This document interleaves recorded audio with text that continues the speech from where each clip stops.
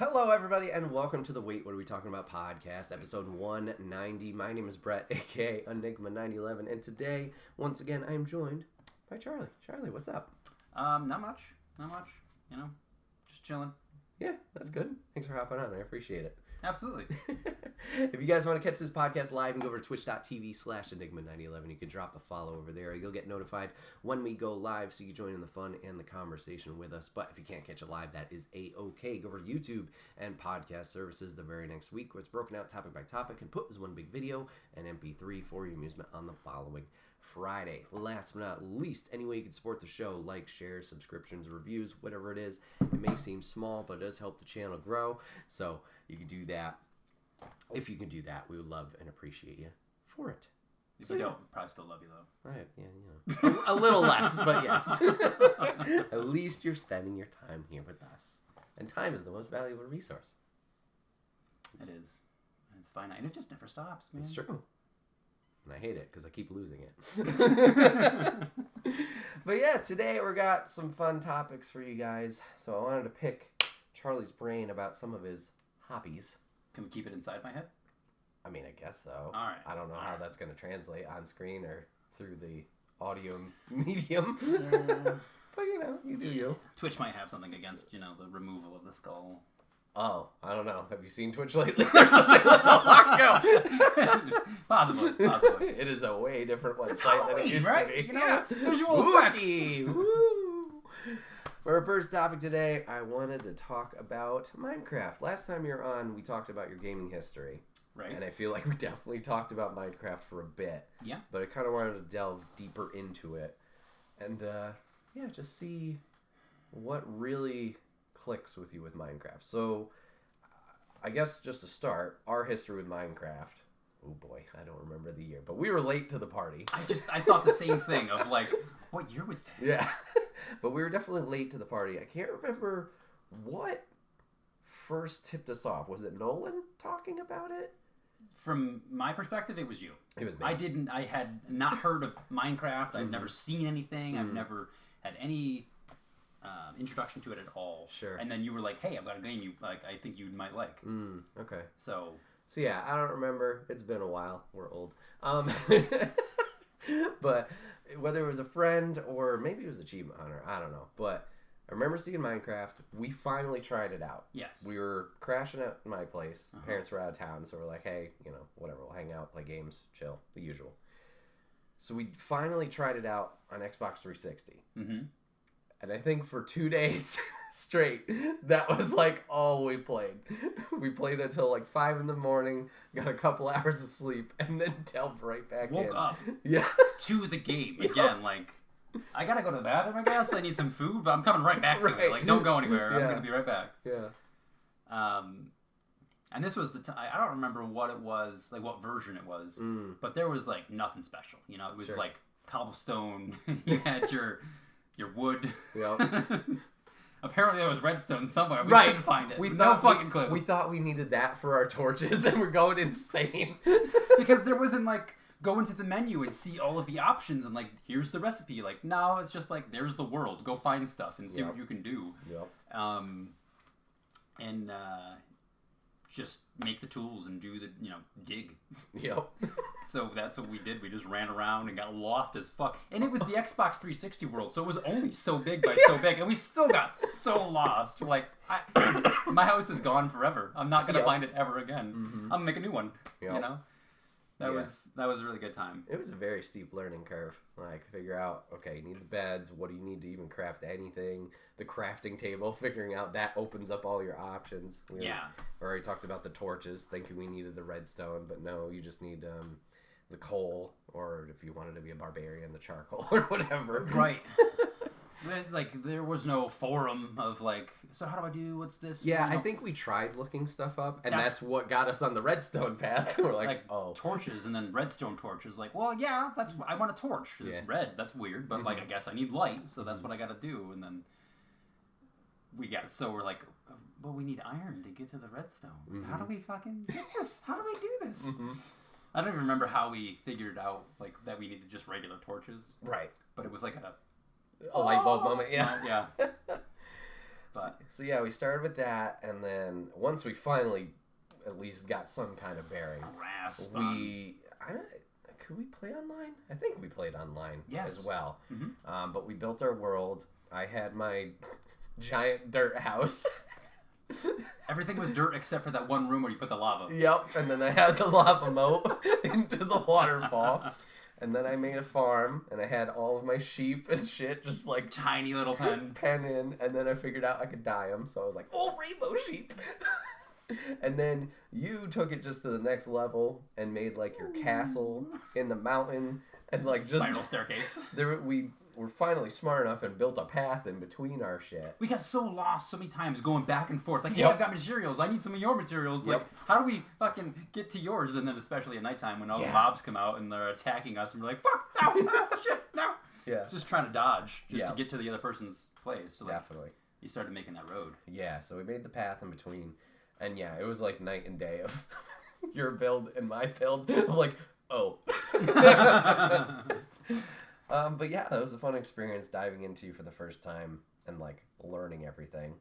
And then, yeah, you kind of just took it to a whole new level. Kept going. On your own.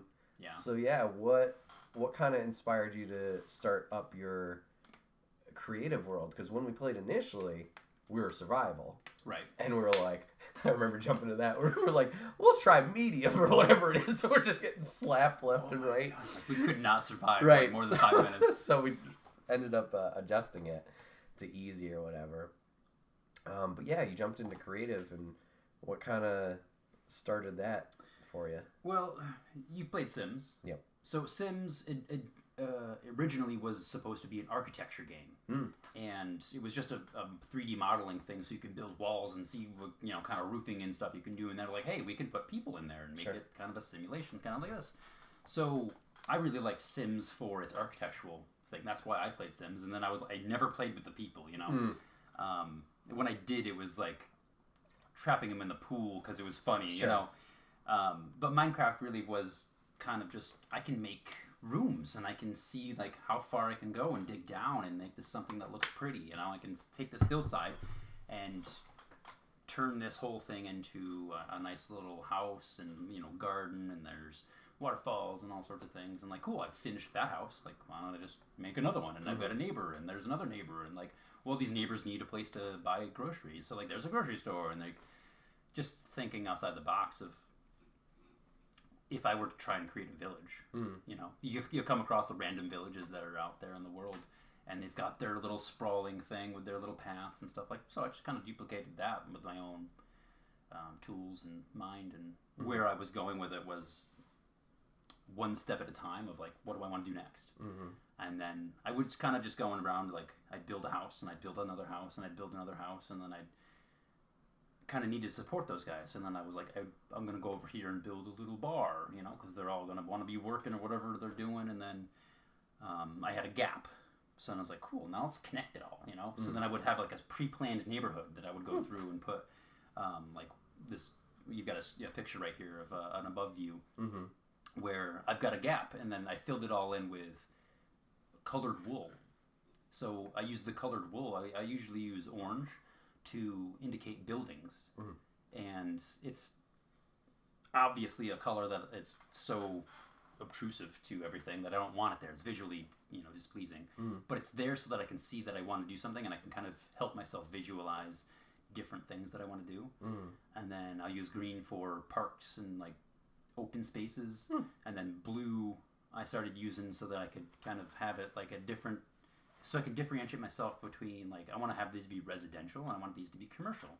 So that I was kind of thinking, like, this is a commercial district. I'm going to put as much stuff in here as I can and have the whole thing surrounded by residential. So I've got a whole bunch of stuff in this place, in this one world that I want to say I started in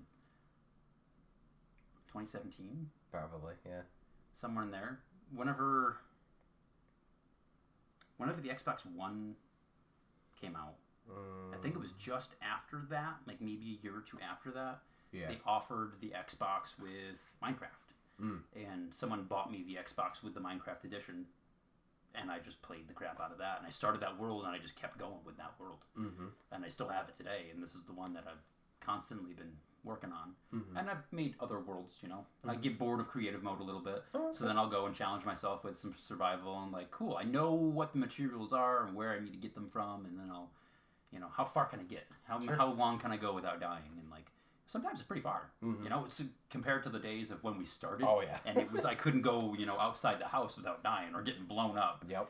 But then you kind of ask the question of like, why do I use creative versus survival? And it's more so that I can fly, because scaffolding is a pain in the ass. Oh, yeah. The bamboo is fantastic. If you're going to be in survival mode, using the bamboo scaffolding so you can actually extend out and go over, it's a great tool. But I don't want to take the time to do that. Like, I just want to be like, cool, here's all of the material I need, and bam, bam, bam, bam. Oh, you know what? I want to switch that out. Go. And I don't need to go make tools, and, you know, I need to find material so that I can make this colorful and have it, you know, I can just go through the menu and, like, cool, I've got this, like, purple. Nah, it doesn't work. Blue? Yeah, blue works. So, like, I like that about the creative mode. But then I think my favorite thing about creative is I can be in there and I can do whatever I want, and I'm not getting killed. I'm not getting blown up. You know, sure. Creepers aren't popping up behind me, and like I've spent hours on this thing, and then bam, there goes 3/4 of it. Like, Sure. off. Yeah. I'm just gonna walk away for a little bit. Yeah. So that was really kind of deterring. Of like, I'm in survival mode, and I'm like, cool. I want to, you know, I've got this survival shelter dirt hole in the ground. Like, it's got a door on it, and like I can survive in it. Yeah. But now I've got a lot of material. I've got to expand a little bit. So like, do I want to just make my hole bigger, or do I want to build a house? So then I'll go outside and I start building a house or whatever, and then I turn around and bam, there's a creeper, and then bam, there's another creeper. I'm like, dude, I'm so like sad about, like, I just spent so much time. Sure. All my material's gone. My chests are gone. Like, I lost all my experience and all that shit. So like, it was kind of like, I'll just go to creative mode. You know what? So then I just dove deep into that, and it's culminated into this here. I have taken a video. Let me a second here. Yeah. So it's at the end of this. This is kind of like the farming area, because I was like, I've got this larger area, and these people need sustenance, but you can't really farm all these goods in the city. So then I made an aqueduct. That's that big gray thing coming down. Like, it literally has a reservoir. This water goes all the way through it. I can shut it in individually. Like, if you don't pay your bill, I can turn it off on you. But there's all sorts of farms in there. There's just a random field. There's an observation tower. There's distribution. There's a fish place. There's a bar. There's a yoga studio. There's some restaurants. These are nice houses over here. A couple of these are tutorials that I made. I followed and made. Sure. And a lot of them are just random things. There's a whole university right in the middle. That was going to be a church, and now it's a library. I've got this huge, whatever it's called, courtyard looking thing, but it's a big ass one. I've got some planning over here with the orange wool. I've got some more planning over there with the orange wool. These ones, those row houses there, that was a tutorial, and I just duplicated and made them again. I made my own aquarium. I've got the whole pier with all the people on there. There's a restaurant there that overlooks this. I was trying to make some sort of like campground looking thing over here, but I just can't figure out how I want to do it. That's the city hall. This was the old power plant. This is kind of the area that I originally started with. That little building right there where the crosshairs are. That is where I originally started. That was the first building I made in this world. Oh, wow. And I made those little bridges out from there, and then I made staircase down, and I was like, well, cool, how do I get up and do this? So like the reservoir and those bamboo things over there, like that's the new power plant. And that's the kind of municipal area. They not control, but they've got the access to all the resources and provide it to the city. And, you know, I've gone through, I've made a few buildings, and then I'll come back to them, you know, literally years later, and like, you know what? I'm gonna redo it. You know, I'll just go through and kind of remodel it, or I'll just completely destroy it and start over again. And there's a whole neighborhood that I made really quickly, and it was only because of some materials I've never used, and I really wanted to test out what I can do architecturally and like what's gonna look good visually, and like I think I completely failed at what they look terrible, but it helped me learn. Sure. You know, so like I didn't fail, but I look at it like, that's ugly. Sure. So I want to go tear this little section down, and it's actually right here. You've got this other picture right here. So that's the city hall in the background, the white building. It's got its little terraced garden, the little fountain there. Like that's all kind of municipal property. So you'd want to walk through this area. Like think of it like this is the center of town kind of thing. That little tunnel right there off to the right that goes out to the beach. Oh, okay. And then this red thing off to the left here, that's an umbrella. Okay. Covering a lifeguard's seat over a public pool. And then that little brick building with the cobblestone roof. Behind it is one of those terrible buildings that I just made and was like, this is ugly. You know, and that's a little square right there that I kind of want to tear down. And I don't know what I want to do with it, but remodel it, you know, make it different. And I see so many other people make these worlds. And I think of like how, like, they've got cities. You know, they've got skyscrapers and like dozens of them. Like, that, holy crap, that's a lot of time. Oh, yeah. And I'm thinking, like, you know, I'm watching them make them and go through them, and they're literally, like, copy-paste, duplicating, like, whole sections. You know? They made, like, 1 or 2 floors, and they're like, boom, boom, boom. Like, oh, okay. I mean, I guess that's one way to do it. And they also have a computer that's playing this, so it can render much faster. Sure. As where I'm playing on the Xbox, and if I fly too fast, like, I come up to blankness. Oh, yeah. So, like, I can't go too fast or too far. I can't put too much in there.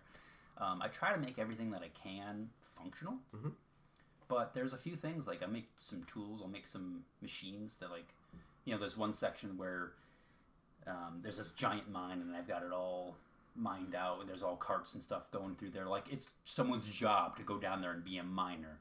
And there's a crane that will pick all the stuff up and put it in this facility that will crush it and process it. So I've got these machines that would literally, it's just pistons going back and forth. Sure. But, like, it's supposed to be a crusher. If I have all of them on at the same time, the Xbox just bogs down so much. And I'm like, I can't even, like, go in the menu to, like, change some settings and, like, look at whatever I want to look at without it being like, okay, so I'm going to shut those off. And, like, I figured out that you can't have maps, too many maps open. Okay. Because what you can do with the, what are they called? The thing on the wall where you can put stuff in them. Item frame. Oh, yeah.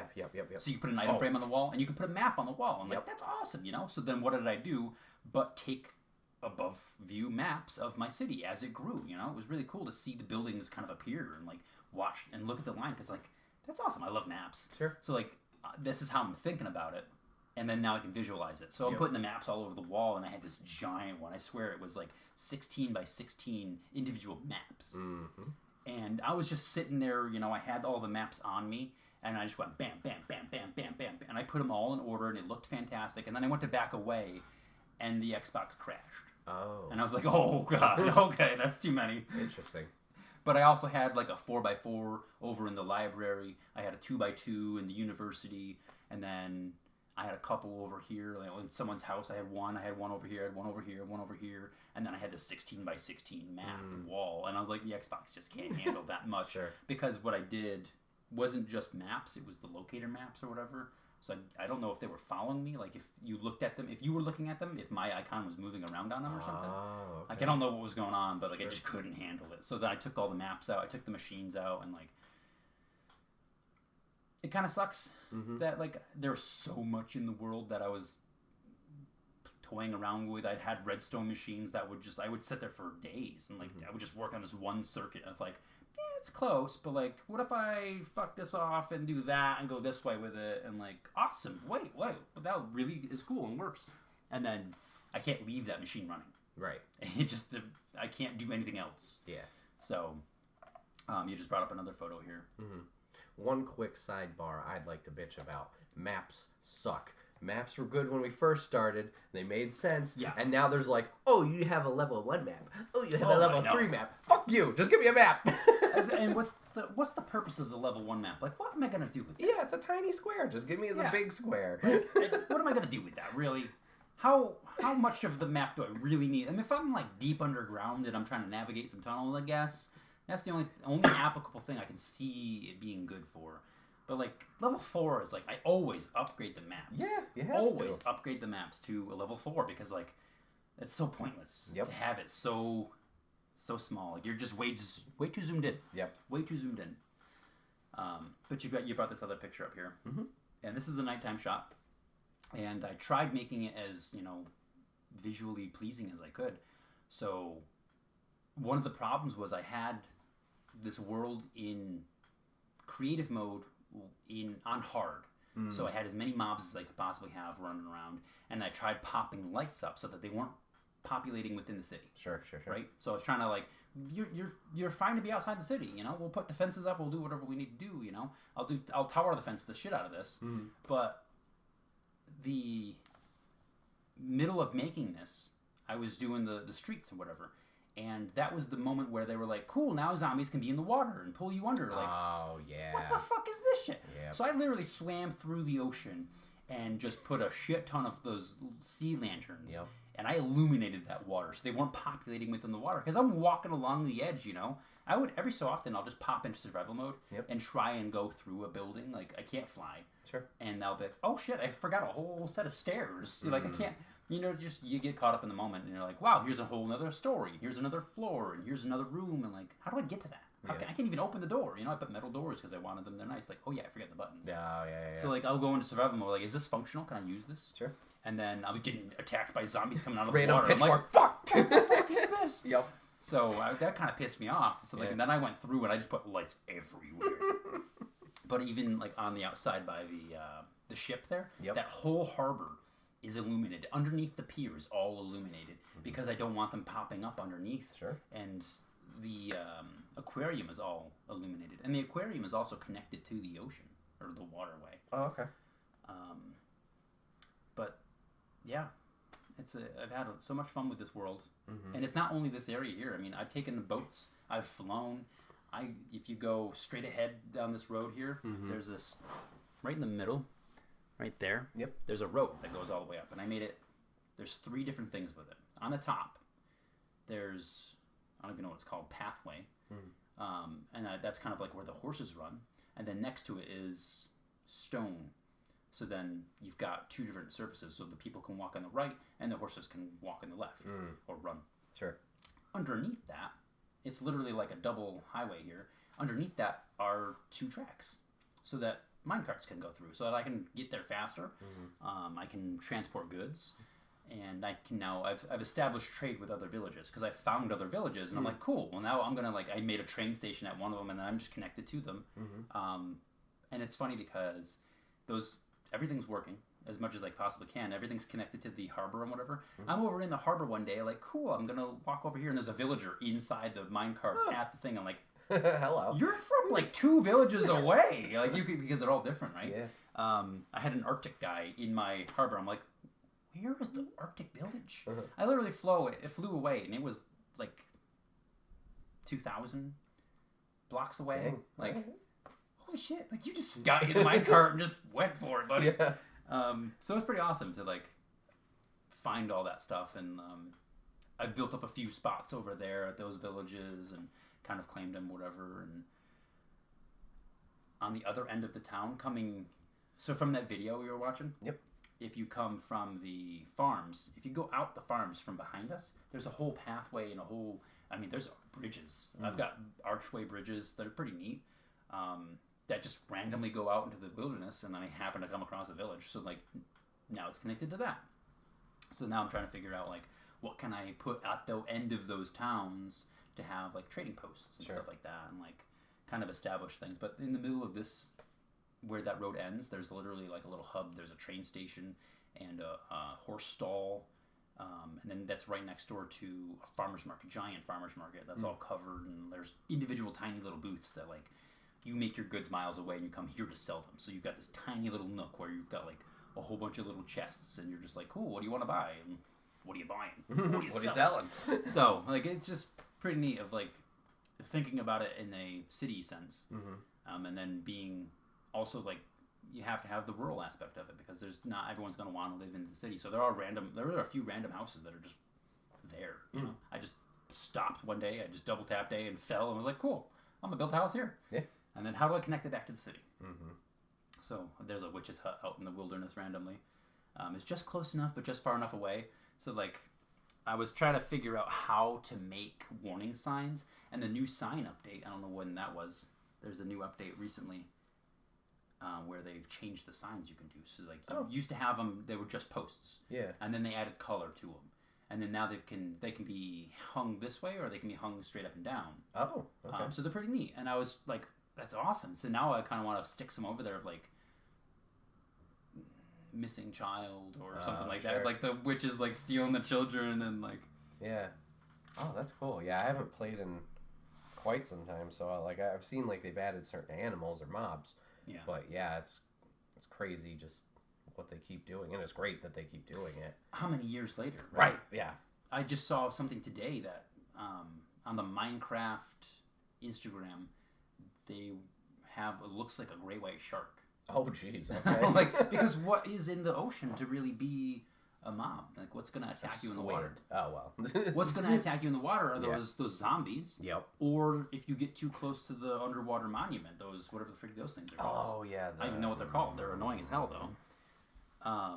Yeah, it looks like a. It looks like a giant weird squid cushion. thing. Yeah.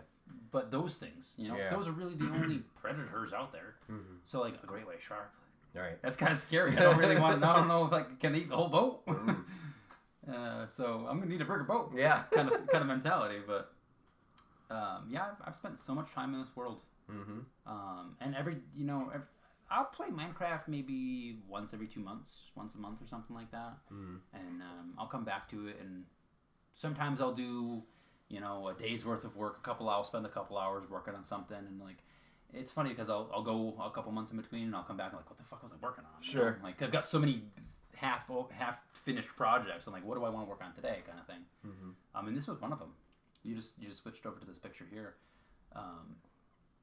This is like a courtyard kind of thing. I intentionally set it down because it was a hill, and I didn't really want the gradient of the hill. I didn't want the subtle slope. I just wanted to make it a sheer wall. Mm-hmm. And I put the stone brick there, and I was like, it kind of looks ugly. So then I just changed up the textures, and I added some shelves and put some flowers, and I was like, cool, I can put some waterfalls in there, and like those are the row houses. Like, so that's somebody's tutorial. Right. Somebody made that, put it online, and we're like, hey, this is my house. And I was like, awesome, thanks. So I made one, and then I made 4 of them. And then I made one that was like slightly bigger. I kind of just elongated a few of the aspects of it, and it's all the way down the other end. But each one of those is like 3 units, or 2 units. I think they're side by side, actually. Oh, okay. You got 3 stories to yourself. Sure. But they're tiny, tiny little areas. But some of the houses I've got, they're so. If you could actually have functionality to them, they're so functional. Like it actually has a bathroom, it actually has a garage, it actually has multiple bedrooms, a kitchen with all the things you need in it. It's got a basement, and it's got all sorts of stuff. And then some of them, like these ones here, it's a tutorial. Like it has a bed, right, and it maybe has a cauldron. So some of them make sense. Some of them absolutely are just like thrown in for aesthetics. I made one that looks uglier than hell. But it's got 3 loft apartments in there. One of them I completely furnished and put a whole bunch of stuff in, and the other 2 were like open, and I want to put like a for rent sign out front. Like, why not? Yeah. So, kind of fun. And one of the cool things like I like about this is you can't functionally make a car. Right. Apparently you can in other versions, and I've downloaded stuff like on my Xbox where you can have cars. It's weird. I have no idea how to do it. I don't really care to. Sure. But I've made this world where it's all walking or horses or boats. Like there's no cars because the cars don't exist. Right. So like everything, they're small paths. So all the buildings can be nice and tight and interlocking really well. And I think it's more fun that way. Otherwise, I'd have to make these big roads, and I'd have to have giant intersections, and everything would be so spread out, and like kind of like having it nice and compact and on top of each other like that. It makes it a little bit more fun, and it makes making the rural houses more fun because I can still see the village and it's way over there, but I'm still like right over here having fun with this little house. Right. So there's quite a few things in this that I've made and just completely destroyed, and I've duplicated this world so many times so that I can literally like, you know what would happen if I blew it up? So I've destroyed this world also, but I've got like the original one, and then I've duplicated it, and then I've completely destroyed it, but I've got multiple duplicates. So it's funny to go into like the latest one, and then go into another one and be like, where's that building? Oh, sure. And because I didn't update it, I didn't, then I'll have to delete those duplicates and then make new duplicates that everything's updated. Yeah. But it's so funny. Like, I'll go into the one by accident and I'm like, uh-oh. Something's missing. Yeah. Where's my church? Mm-hmm. Wow, that's crazy. Yeah. So, if you could you guesstimate how many hours you put into this? No. The amount of hours when someone says they've done something is staggering to me because I just don't understand. Like, did you spend 2 hours a day? Did you spend 9 hours a day? Was it 24 hours a day? Did you not sleep? I've started this world in approximately 2016 to 2018, somewhere in that time frame. Yeah. And it's now, 2023? Right. I've spent years. Yeah. Like, it's been years since I've started it, so, like, the amount of hours that I've actually put into it, I swear to God, it's a good solid, like, week of time, just from beginning to end of just staring at the screen and constantly working with no breaks. Mm-hmm. Quite a lot of time. Yeah. I don't know if Xbox tracks your time. I know PlayStation does with their games. I've never seen a tracking on there. And sometimes I'm like, oh God, I spent 200 hours in this game. Oh boy. Like, I think Apex Legends is probably one of my highest with like 500. I'm like, bruh. Come on. It adds up quick. Yeah. So circling back, you mentioned the planning with the wool. Yeah. So what is that process like for you? Like, going from just an outline, do you visualize the whole building when you're doing this outline, or how is that creative process for you? How does that unfold? Because, like, a lot of artists, obviously, they can visualize things right away, and they, like, start with a loose sketch, and I'm like, I don't know what you're doing, I don't know where you're going, and then just magically after some point, you're like, oh shit, it's this. How does that creative process work for you? It works a couple different ways. Mm-hmm. So there are some times where I'll come into an area and I'll see, like, this one hill and the tree in the background or whatever it is, the way the sun's hitting it. And I'm like, bam! Like, I visualized a whole structure right there. I'm like, okay, now I've got to make that. Sure. And then there's other times where I'm like, well, I need to fill in a gap. And I want to put something here, but I don't know what. So then I just start laying out wool. And I'll just, like, 10 blocks, 3 blocks, 4 blocks. Let's go 4 blocks. Okay, let's go another 5. I'll take a turn. And I'll make it random shapes, as you can see here. Those ones there, I had absolutely no vision other than brick. I want to make them brick buildings. This actually is still vacant. I don't think I have anything. Sure. The blue off to the left, yep, that is a post office. I made that a post office. And then the blue in the middle is something. Okay. And the blue, oh no, I think the blue in the middle is vacant. I think the blue on the right I made into a hairstylist, which is actually, like, one of the coolest things I made. It looks really functional. Like, you really could pull the seat away, sit down, and, like, use it. You know, there's even a little waiting area with magazines, magazines as much as you can put in there. But the orange areas, there's obviously 4 of them. I wanted to make it an apartment building, and I wanted to do skyscrapers. Okay. I wanted something that was going to be overlooking the harbor, because if you kind of go down a little bit right here, you've got the aquarium off to your left, and straight ahead of you, you're looking right in between the Ferris wheel and the harbor. Okay. So you've got a view of the ocean, but you also have a view of the pier with the roller coaster, the Ferris wheel. There's like a hammer game. I think there's a balloon vendor over there. And then off to your right, you've got the harbor, which has got like 3 ships at it. And one of the ships is a tutorial that I followed and made the giant ass ship, which took forever, you know. And I wish I had the computer where I could turn that kind of thing. But anyway, with the buildings here, I wanted to make them like the 2 in the front towards the harbor, the ones in the top there. I wanted to make them a little bit taller, where they were kind of like, that's the one I want, you know, like that was the ideal spot. That was the one everyone would want to go rent. Sure. And then the ones in the back were a little bit more of like a retirement community. Like, you're still up on the hill, you're still kind of secluded from everybody, you're still within the walking distance of all the cool stuff, but like, you're not really caring about the view too much. Sure. So I really wanted to go with a general theme of building material and height, color, and all that stuff, but I didn't really know where exactly what I wanted to do with them. So I threw the what's it called? Wool. I threw the wool down. I put the green space in the middle. I've got the brown. I'm using brown wool to have some paths or whatever. Oh, okay. There's some gray wool in the back, up in the tops, Sure. on the side there. Those were going to be like overlooks or outlooks or like concrete parts, something that was going to be a little more permanent looking. And then the green space, obviously, in the middle, that's going to be as many plants and trees and stuff as I can, is all grass, living space. But those orange buildings there, I just really needed to fill in a gap because that's on a hill. Mm-hmm. So the blue area is maybe 10 blocks lower than the orange areas. Sure. And then the orange area, it really is within like 2 or 3 blocks of each other height-wise. Yep. So that was all kind of flattened out.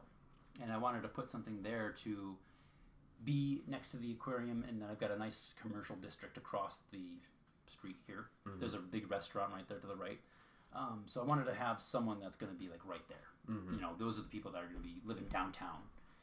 They're the ones that are going to be walking to the places. They're going to be ones doing, working from home kind of stuff. And this is really what I was thinking of right here. Like, these were going to be like the apartments. Sure. I was thinking of doing like, instead of multiple apartments per floor, I was going to do whole floor apartments. Oh, okay. And then do like 2, 3, 4 of them on top of each other. Yeah. I was even thinking of making the top 2 like I don't know what it's called, where it's multiple stories of an apartment. Like you would find in like New York City or Chicago or something like that, where you own the top 2 floors, and like I think that'd be pretty neat to have like a very extravagant, elegant looking thing up there, where you've got a great view of everything around you, and that's you're gonna pay top dollar for it, kind of thing. So like I was just kind of like, cool, I'll make a basement, I'll put all the boilers down there, and then maybe I'll even make like a weird sewage drain looking thing that goes out into the water and make it like, yay, we're rich, we do whatever we want, like. Sure. So like, there's a few funny things in here of like, it makes total sense of like why I would do it that way and make it as efficient as I can, make it look like as efficient as I can, and then other times it's just like people being people. Sure. And the lore, I think you and I talked about this one time. Oh yeah. Where we went through and I was like, yeah, these 2 neighbors here are feuding or whatever. I literally, as I was making the house, some of the houses, not necessarily these ones here, but I was making the houses, and I've got this one wall in between, and I was like, it's because these guys don't like each other, And then I've got a couple houses that are like almost connected to each other because like they're fantastic, they love each other, they're at each other's houses all the time. They even put gates in their fences so they can get back and forth, and they're just making the lore. Sure. It's so funny. There's no villagers in there. There's no people in there. I mean, there's a few times I've literally taken the spawning eggs. Oh yeah. And just put a shit ton of villagers in there. And there's beds everywhere and whatever. And they've taken over. There was a lot of them. Even so many that the iron golems started popping up. I had like 3 or 4 of them like at a time. And I was like, okay, all right, you're really annoying the shit out of me. Because they don't attack you. They're just in the way. They're leaving all the doors open. Like, okay. All right, guys. And they sound like Squidward. I didn't really care about the noises too much, but it was more so like, well, I didn't care about their noises. It was more so like the doors were constantly like, I'm trying to work on something. I'm trying to think, and I've got like 30 villagers up my ass. Yep. Go away. Yep. So then I literally went and I think this is when the crossbows came out. Started just shooting them. I had iron golems coming after me. I'm like, I'm flying. So I'm above them, just shooting them, trying to kill them. It was hilarious. Mm-hmm. I had a villager extermination episode that I made. Yeah. Like, no construction happening at all. I just went on a murder rampage. But that was fun. Mm-hmm. So what would you say is the most difficult aspect, or has been the most difficult thing in building this giant world? It's gotten better over time, sure. But starting off with limited material, the color,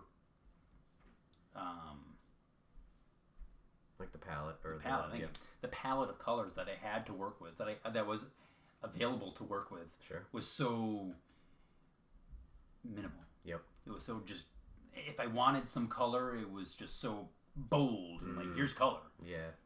So like it was just really, we only had concrete. Yep. To work with, or terracotta, which is like fancy colors and like patterns and stuff. Like I don't really want that. Yeah. So now, like, oh, you've got wood in 7 different colors, 9 different colors, whatever it is. Yep. How many ever colors of wood you've got? Like, that's fantastic. And then different styles of fencing and different styles of door. It wasn't just one door that was just different colors. There's different color. There's different shapes of the doors, and like obviously the shape is fine, but the style of door. Yeah. Like even with the wood, you were mentioning like you could do the planks, you could do the stripped wood, you could do just the tree itself. You know? Right. Yeah. Yeah. And then there's also you've got the door, you've got the gate, you've got the hatch, and you can put the hatch in multiple different directions. I've used that as walls. Yep. Like the hatch being walls is so fantastic because now I can make things even more compact. You know, that takes up a block, and I can still walk through there. Like that's it's really helpful of them trying to like go a little bit deeper into like here's a different thing, here's a little bit more, here's a little bit more, and there's a few times where I'm like, all right, I've got enough of cobblestone, dark slate cobblestone. Like I've got so many blacks and grays to work with, but give me some like yellows and greens and something like that's not like bold yellow. Here's bold green. Here's you know, here's sapphire blue. Like no, give me like a something a little bit. Tone it down just a tad, you know, and they've worked on it. Fantastic. They've done a great job. But first, starting out, you'll see some of the first houses. They are just so bland and all one material. Yep. But that was I had to learn like okay, you need to switch up the roof a little bit. Okay, now I need to like maybe I should put some pillars in there that are a different material. Like maybe I should put like a 2-tone wall in there and like.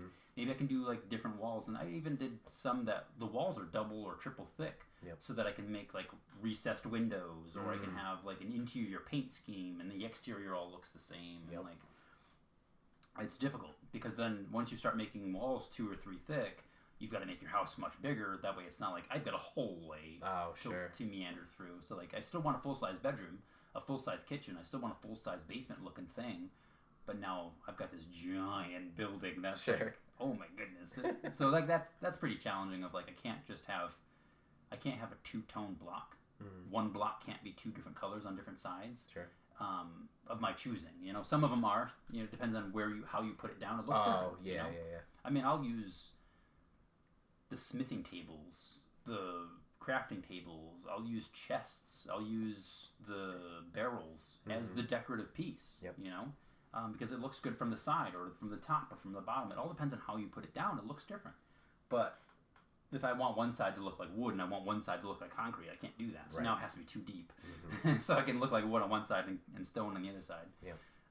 That's a little challenging. That's definitely harder because I've only got so much room to work with. So then I try to sit here and visualize, I've got this orange area. It's 10 by 30 by 5. What can I do here? And then I got to thinking, like, I want to go up. I think I've got a good foundation. I want to go up. That way I can kind of look out over. And right now I'm challenged with what do I put on the outside and that's going to look good on the inside. And I went with brick. I want to go with brick for these ones. But I can't do solid brick walls all the way up. It's going to look so goofy. So I'm going to have to figure out like what I want to do with the corners, and do I want to put wood? Do I want to put anything else? So I've tried to figure out what's going to work together. And there's this one building, there's this one building that has, I told you about it earlier, where it looks so bad. It looks just awful. But I was trying out stuff. So this one right here. Can I zoom? No, stop. Pause. Oh my goodness.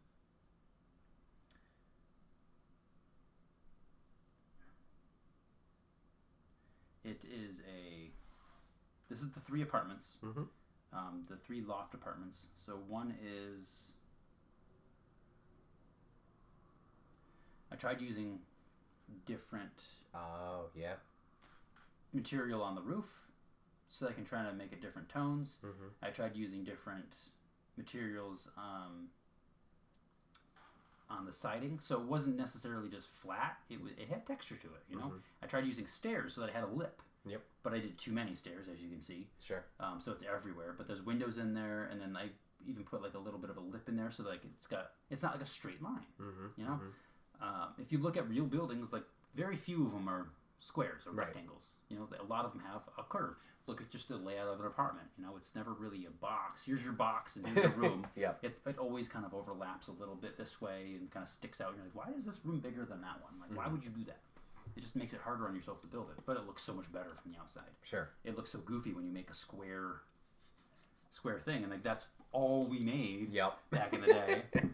And I wanted to go a little bit further into that. Yeah. So like thinking visually of like coming over the hill and seeing like that building, like I want to put that there. Sure. That restaurant, the restaurant off to the right, I saw that in my head and was like, I want to put a restaurant on top of that hill.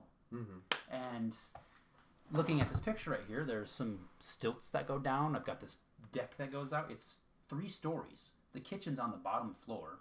I literally have a dumbwaiter elevator that goes up to the wait station, so that the top floor is 15 max, I think, tables, and then the other one is like 20, 30 tables. Okay.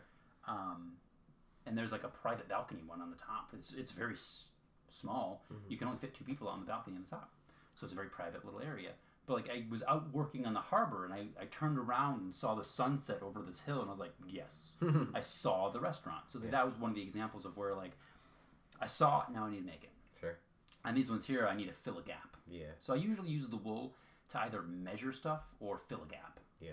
You know, I'm trying to measure it out so that I can see like what's going to fit in here and how I can make some shapes, or to make sure that I'm counting right, because I've built so many buildings where I've like, this one's 13 long and that one's 15 long. Why is the, and then the roof doesn't match up? I'm like, shit. Yeah. So like I'll use the wool. I'll put the wool in place. I'll build the building 2 or 3 times, Right. because I'm putting wool down first, just to make sure that it'll measure out. Yeah. And it'll look good. And I'll use the orange wool so that it sticks out of like, is that the shape I want to go for?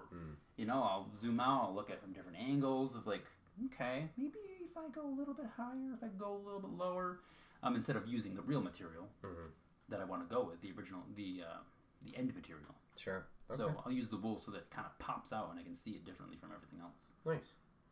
So through your process of building, has there been a material that you like working with the most?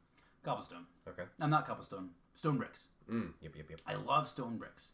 And there's quite a few times where it's such a go-to that I'll be in the menu and I'm like, cool, I want some wood and I want some stone brick. No, like the neighbors have got it, they've got it, the streets have got it. Like, let's try something different, you know. Sure. And I'll go intentionally grab like marble or deep slate or something like that, you know. And I'll pull another material into my palette and I'll build the building and I'm like, stone brick. I'll go through, delete stuff, and I'll put the stone brick down, you know. And it's just, it looks so good. It's so original. I've got it everywhere, and it's one of those materials that, like, in the real world, it kind of is everywhere. If that was one of the materials that, like, would be asphalt. Sure. You know, it's in everyone's driveway. It's in the road. Some sidewalks are made out of it. It's all over the parking lot at your buildings that you go to buy stuff at or visit, you know, the hospital or doctors or whatever. There's also so many concrete places, foundations everywhere. You know, so it's just a material we see all the time. So like it makes sense. It makes sense to have it there. Like at the bottom of this picture, so you can see that I've got the pathway. Yep. You know, the pathway is on the ground, but it also goes deep. So that's a whole, if you look at it like a cutout, it's a cube of stone brick. So the railings are stone brick, the floor, the ceiling, the walls, you know, everything is all stone brick there. And then I've got the church that's all stone brick, and like there are some buildings that are completely stone brick other than like the windows and the roof. Yeah. And there's other ones where I use it as just the pillars or just the railings, but stone brick. Once I was able to figure out like a little bit of depth with it, and make it look more than just a gray with black lines on it, I fell in love with it. All the way up at the top where the reservoir is, there's these black buildings with bamboo growing in between them. Those ones are one of the ones that I was like, I want to make those out of stone brick, but I've got it everywhere. And like the whole platform that I built the area on is all stone brick. So I was like, I really don't have stone brick and stone brick. Sure. You know, so I had to switch it up there. And it looks good. That's one of the areas where I like it. I like that it contrasts against each other. Yep. And it looks really good. But if I used stone brick, it would have just been like gray. And like you wouldn't be able to see the depth and what it was really until you kind of positioned yourself in an angle where you could see something else other than just gray. Sure. So that's one of those materials that it's so versatile. It looks so strong and structurally sound. Like you can just build whatever the hell you want with it. Yeah. I love it. All right. The whole pier, what's it called? Yeah. Pier, boardwalk, whatever. Boardwalk, yeah. Mm-hmm. So it's a boardwalk that's made of stone. Yep. I was laughed at that. I was like, I'm gonna have a boardwalk. Make it out of stone. Stonewalk. Okay. And then I guess my final question: would you ever venture over to the PC side of things and try that stuff out? Because obviously there's a lot of like the modding community has added a lot. There's obviously a little bit more freedom with like the processing power that you talked about. Right. And then obviously there's a whole nother layer for me specifically when I'm thinking about like a Pixelmon, like a Pokemon Minecraft amalgamation or a combination type thing. Like it just opens a whole nother avenue. It's funny that you say that. It's funny you ask this question because I'm 32. Sure. It's 2023. Mm-hmm. This is my computer. Mm-hmm. I don't own a laptop. I don't have a tower. I don't have a PC. I don't have a MacBook. Sure. I mean, I have an old ass one, but sure, still technically works. But so outdated to probably hack in a second. It's something that I would have to invest into. Absolutely. So like it's almost like the new Xbox just came out, the new PlayStation. That's $400, $500, $600 I've got to drop to get this unit that only does this. Mm-hmm. So like, okay, with a PC, with a computer, I would want to have something that's going to be a little more versatile. I personally like a tower and a screen versus an all-in-one. Yeah. Just because of the processing ability, the upgradability, I can do a little bit more with it. Mm-hmm. And then I'd have to have a desk. I don't even have a desk right now, like where I would have a spot to sit and do that with. Where I had, at my parents' house, we had several computers, we had desks, all sorts of stuff. I've had laptops. You just sit there with a little lap desk on there. You got your laptop. You can sit anywhere. You can take it anywhere. Do whatever you want on it. But it can only do so much. It can only process and power so much. Sure. So to go through a PC, I think it'd be awesome. Mm-hmm. But it'd be an investment. Absolutely. And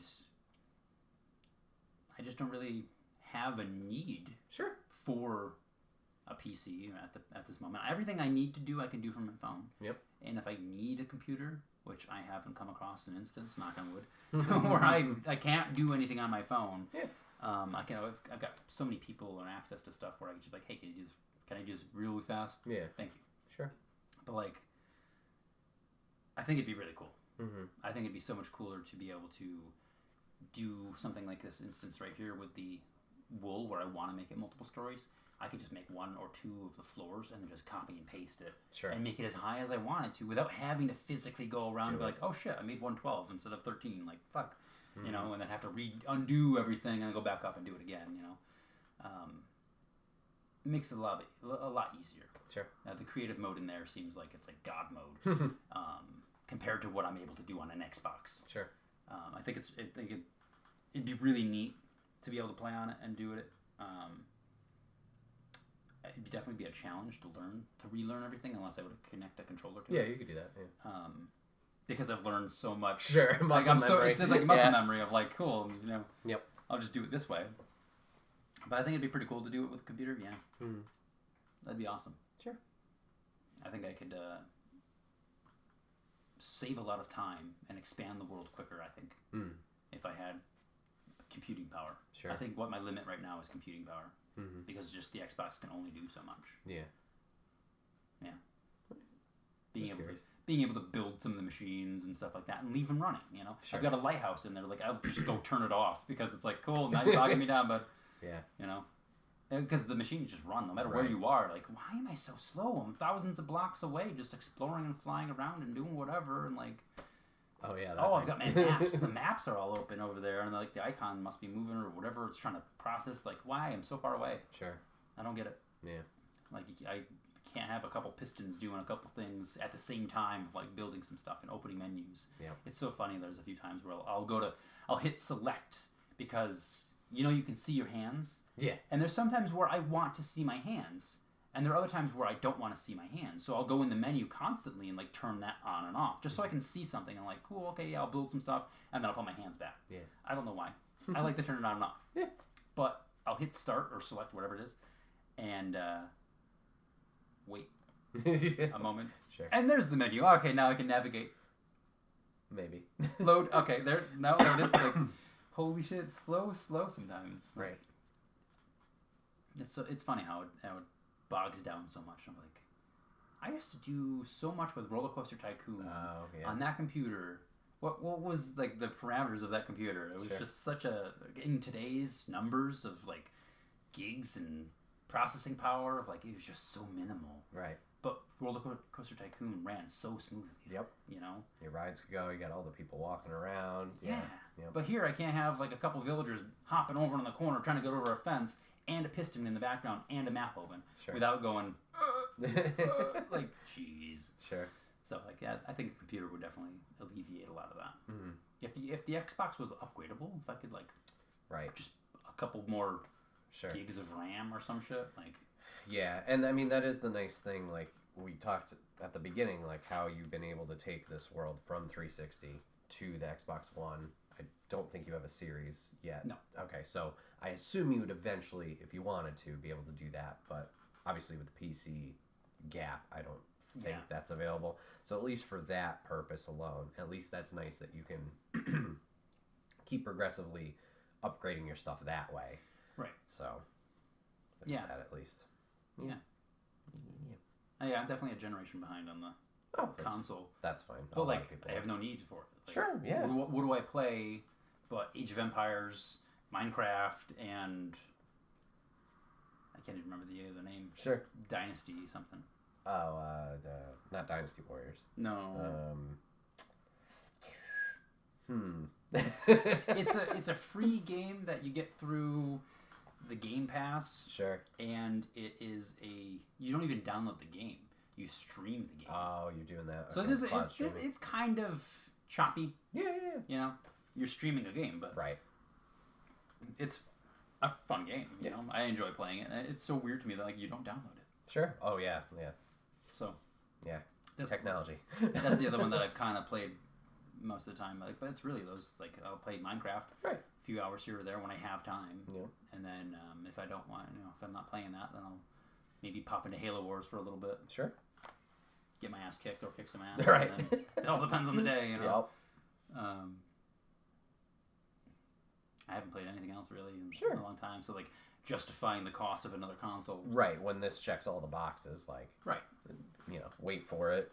They get the pro versions or the slim versions. They're like, oh, the other one's cheaper or whatever. Right. At that time, then if you find the need for it, then it's there. But yeah, if everything's checking the boxes right now, there's no need for it. Yeah. That makes sense. Totally. I think a more powerful Xbox, the newest one that's out, I think that would be a huge upgrade from what I currently have. Sure. Processing wise, I could probably do a lot more in my world. But if I were to do that, I would probably just want to go to a PC. Oh. At that point, I wouldn't mind starting over and just keeping that on, staying in this world and just continually playing with it. Sure. Fiddle around with it every so often. But I've started over so many times. Right. I've got so many worlds right now in my list of worlds. Yeah. There's at least 7 that are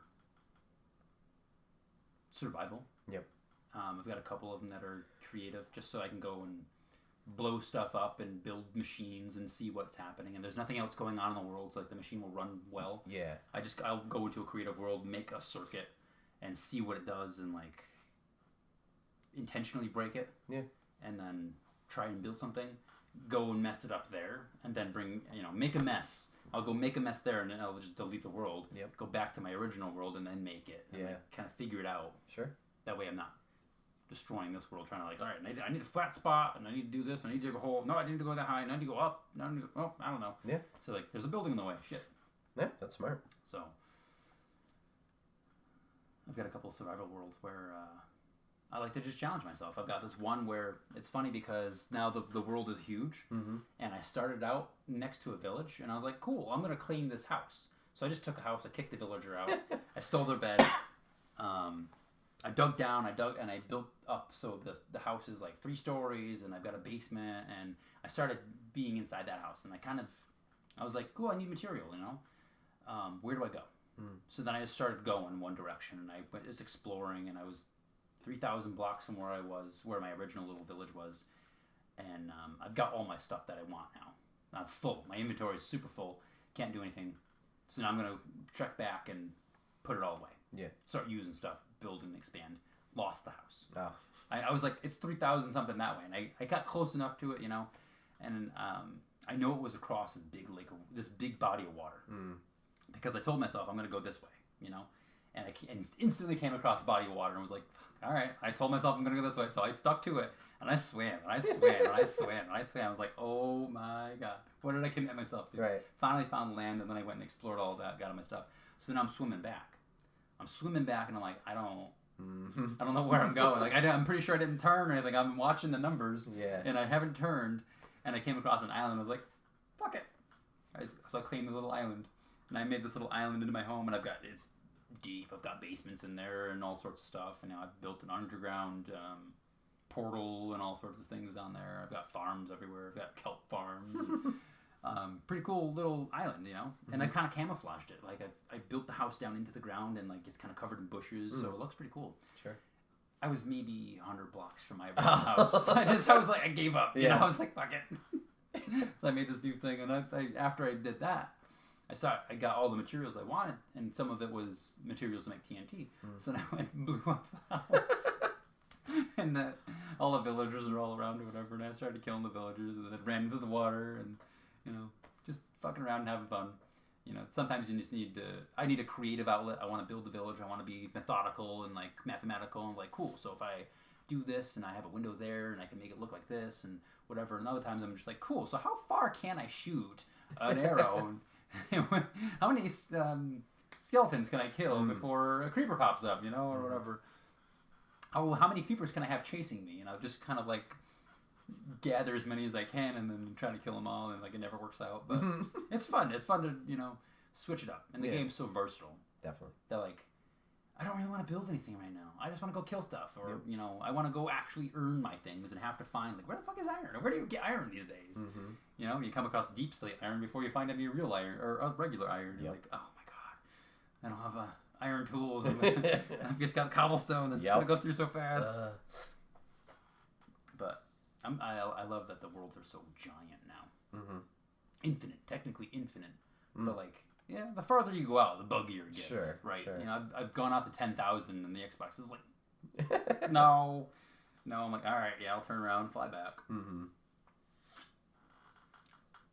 But the updates just keep coming, man. Yeah, it's great. I'm curious about that great white shark, if that's going to be something that's going to come, or just a teaser, or like where it's going to be. Sure. But yeah, good to see they're putting the care into it. And, keep updating it. Good job, Microsoft.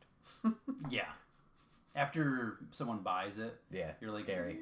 Are you going to fuck it up? Are you going to make it worse? Are you going to sell out? Like, what's going to happen? So, I'm really glad they kind of stuck to it and made it better. Definitely.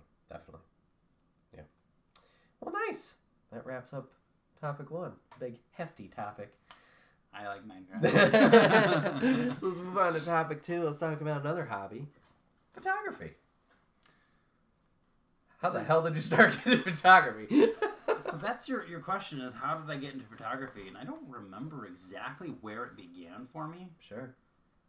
But I always remember looking through photo albums, you know, like we've got so many family outings and everyone taking photos, and like it had to be either a disposable camera or everyone had their own individual camera where they put the film in. Yeah. And you had to go get it exposed and printed out, and like that was something you did. You know, you went to Eckerd and you got your photos. You went to CVS, you got your photos. You went to the little random booth in the parking lot, you got your photos. Like you'd give them the camera or the roll, and it went away for a few days, and it came back. Or there was 1 hour photo where you'd go do that. You'd walk around the store and buy a few things and just stand in the corner. And then your photos are ready. Mm-hmm. You know, you come back in a little bit and your photos are ready. So that was something that, like, I wonder what we got this time. I wonder what it looks like. So you've got 34, maximum 32 photos, and you're like, wow.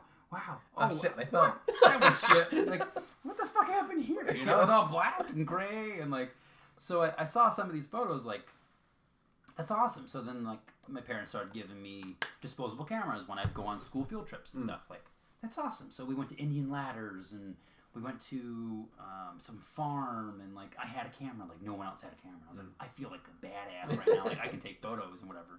I remember was it 8th grade? I think it was our 8th grade field trip. We went to New York, and I wanted to get a camera. And I said I wanted a camera. What I really wanted was like 4 or 5 disposable cameras, right? Sure. I said a camera. So then Mom and Dad got me a camera. That's fantastic. I really appreciate it, but I was limited to how many photos I could take. Sure. I've got like, first time in New York City. Well, I think it was like my second time in New York City. First time where I don't have my parents like beelining it for their goal, their destination, then getting the fuck out. Right. It was like, cool, we're going to go walk around Times Square, and we're going to go to the Empire State Building, and we're going to go to the zoo, and we're going to go here. I'm like, this is awesome, you know? Mm-hmm.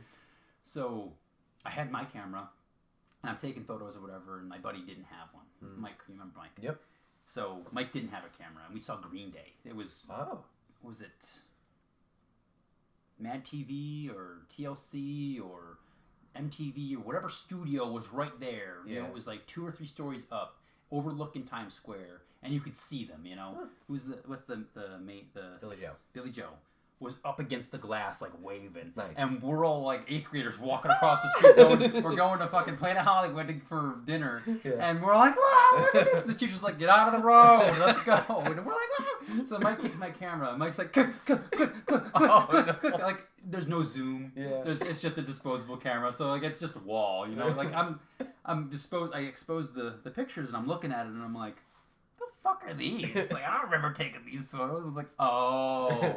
You wasted 8 on that? Like, ooh, like 1 or 2 maybe, but like, so now I was so much more limited. And that was the moment right there. I was like, I want something digital. Because that was the kind of the threshold of where like digital cameras started becoming a thing, because you remember this.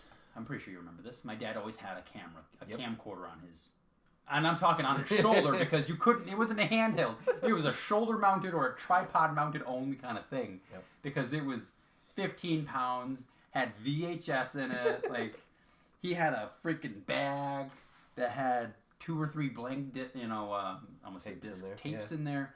And like, all the time we had our Christmas tree cutting down, Christmas presents opening, like any and everything that could be recorded, he was recording. So like, kind of cameras were just always there. And it wasn't necessarily just like photography that I liked.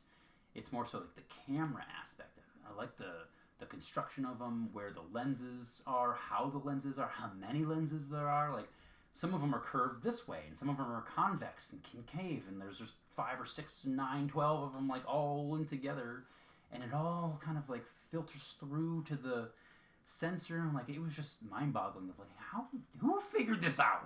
One. And then how did it all come to like, there's 90 different brands, and there's so many different cameras. They all have, here's the shitty one, here's the massive giant lens that's got a 700 millimeter focal, and like, holy shit. So like, some of them are just amazing, but like, he went from that giant camera down to like the little tiny Sony Handycam with the DVD, the mini DVD. Like, it still weighed 7 pounds, but it had a little Handycam DVD in there. And like, it was just so much smaller. So like, it was really the cameras that got me. And I was like, at that moment, coming out of 8th grade field trip, I was like, I want a digital camera. And I don't remember if it was that year or the year after. For Christmas, I was like, I want a camera. So then they got me a Kodak digital camera, and it was amazing. I took it everywhere. I took as many photos as I possibly could. And that was the moment I realized that like, not all cameras are created equal. And it wasn't necessarily the digital that I wanted. It was the lens. It was the lens was everything. Sure. Right? And nowadays, like, the amount of ability in these tiny cameras in the phones. Yeah. It was amazing because of the glass. You know, it's all about what glass you use, how you bend the light into the sensor, and how many you have doing the thing. It's pretty cool. But like going from that little Kodak digital camera, I had zoom and I could save and delete and pop chips in and out, and like it was just really neat because like I would take a hike, I would go on a walk, I would go do something, I would have a field trip or whatever, and I could really take like, you know, I'd have to limit myself on photos. Sure. I saw something I wanted to take a photo of, like it was a landscape, it was a person, it was something I found interesting, and like, do I really need the photo? You know? And then like, at the end of the day, I'm like, oh, I wish I took a photo of that. I didn't want to limit myself and be like, cool, I'm noon and my camera's full. Sure. It's like with the digital camera, I was like, click, click, click, click, click, click, click, click, click, click, click, click. I can take 300 photos and not care. Yeah. And I can always, you know, oh, the chip's full. Here's a new chip, you know? As where I'd have to like, okay, 5-minute process of like re-roll the film back, put the film in there, and like, okay, all right, now we're ready. Sure. You know, I feel like I'm in Call of Duty loading the freaking... the big gun. Yep. What's the... the LMGs that take LMGs where you're just like... I'm gonna die! Like, he's right there! So, I feel like I'm doing one of those with the camera, with the film camera, like, and then you still only have 32 pictures you can take. Sure. And those were only really so good of a quality. So I got that Kodak camera, and it was fantastic, and it got me through quite a few years. And then I realized that there's so much more to it. And I was like, whoa, like, what I really wanted was a DSLR, but I didn't know that, you know? So I want the interchangeable lenses. So I want something that I can take off so I can focus on a macro, and then I want something to take off so I can zoom all the way to that bird that's 1.5 miles away. Yeah. You know? Those are expensive assets. Sure. But then it's not only the lens, but it's also the camera body, and there's all sorts of things. So, like, there's so much tech involved with it. There's so many mechanical things with it, and like it was just the combination of all the stuff. I was like, this is really interesting to me. So I would carry a camera around with me everywhere I went for a little while, and I realized that it really annoyed other people. Oh. I would go on hikes, you know. I would go on hikes with Donnie and Julie. I'd have other friends I'd go on hikes with, just go on hikes by myself. And going on hikes by myself was probably the best, because I would stop and take photos. I'd take 5 steps, take another photo. I'd go take 3 steps, take another photo. I'd stop at that one spot and take like 9, 10, 15 photos. And then when you're trying to hike with somebody and they're like, let's go on a hike. I'm like, well, I'm going on a photographic fucking experience here, and, you know, documenting every step I take, and you're trying to get walking. Like, come on. What do you want to do? Maintain your heartbeat? Get out of here. So I'm you know, doing this, and it kind of was like, okay, so that's, you know, we got to find a balance. Sure. And that was having multiple cameras with me. I found at one time I had 2 film cameras with me and a digital camera. And one of the film cameras I actually built myself. Wow. It was a kit that I got off of photojojo.com, which is no longer doing with it. But they still are a website, but they were a website that had like crazy random oddball things in the photography world. And it was like little stands, little tripods, little camera lenses that you could put on your iPhone, and like so you could enhance the lens that the camera or the phone had. Funny straps and like little lens cap holders and all sorts of SD card chip holders and stuff like that. And one of the things they had down there was a TLR, which is a twin lens reflex. It's one of the old cameras where you look down into the viewfinder, and the viewfinder is separate from what's capturing the image. So there's 2 lenses. The top one, what you're looking at, and the bottom one is what's actually taking the picture, because that's where the film is. The film's here, and then the lens is here, and you're looking at a refracted image of it. So it was really interesting. I was like, oh my god, like that's the old style camera. Whenever you saw someone taking a photo, they were looking down at this lens, and then there was a second lens that was looking out and taking the photo, and they would like so it was like the mechanical feeling of it, and it was just a little plastic kit, you know, it was $20. Yeah. So you take it all and you put it all together and you glue it all together, and like that was such a cool feeling of like, I built this camera, you know. Yeah. I put film into it, 35mm film, regular film, and I would take photos with it, and then I'd go and get them exposed, and I'm like, wow, this is shitty photos. But like, I took these, I built these, and you know, it was really cool. We had a vintage effect to it. You know, it was really neat. So then I ended up buying a couple of TLR cameras, you know, and they take different size film, and I was like, there's more than 35 millimeter? Like, I didn't know this, you know, never really researched anything. I never really went into any classes. I never had any professional consultations with anybody. Everything that I've learned learned about photography, I literally have stumbled through of like, oh, yeah, don't do that. Sure. So like right now, I brought it with me today. I have a DSLR with 2 lenses on it, or the interchangeable lenses, and there's just so much to the camera that I haven't been able to like play with it or break it almost. Of like, yeah, that's a little too high of a setting, that's too low of a setting. Like I really need to go in there and figure out what all these buttons and digital menus do, and like there's so much more to it than what a film camera had. So with film, like you're pretty limited. There's a lot you can do with it, but like everything was manual. Everything was mechanical. So like you flip this dial and it really it did something inside the camera where like it's just going to capture the light a little bit differently. Sure.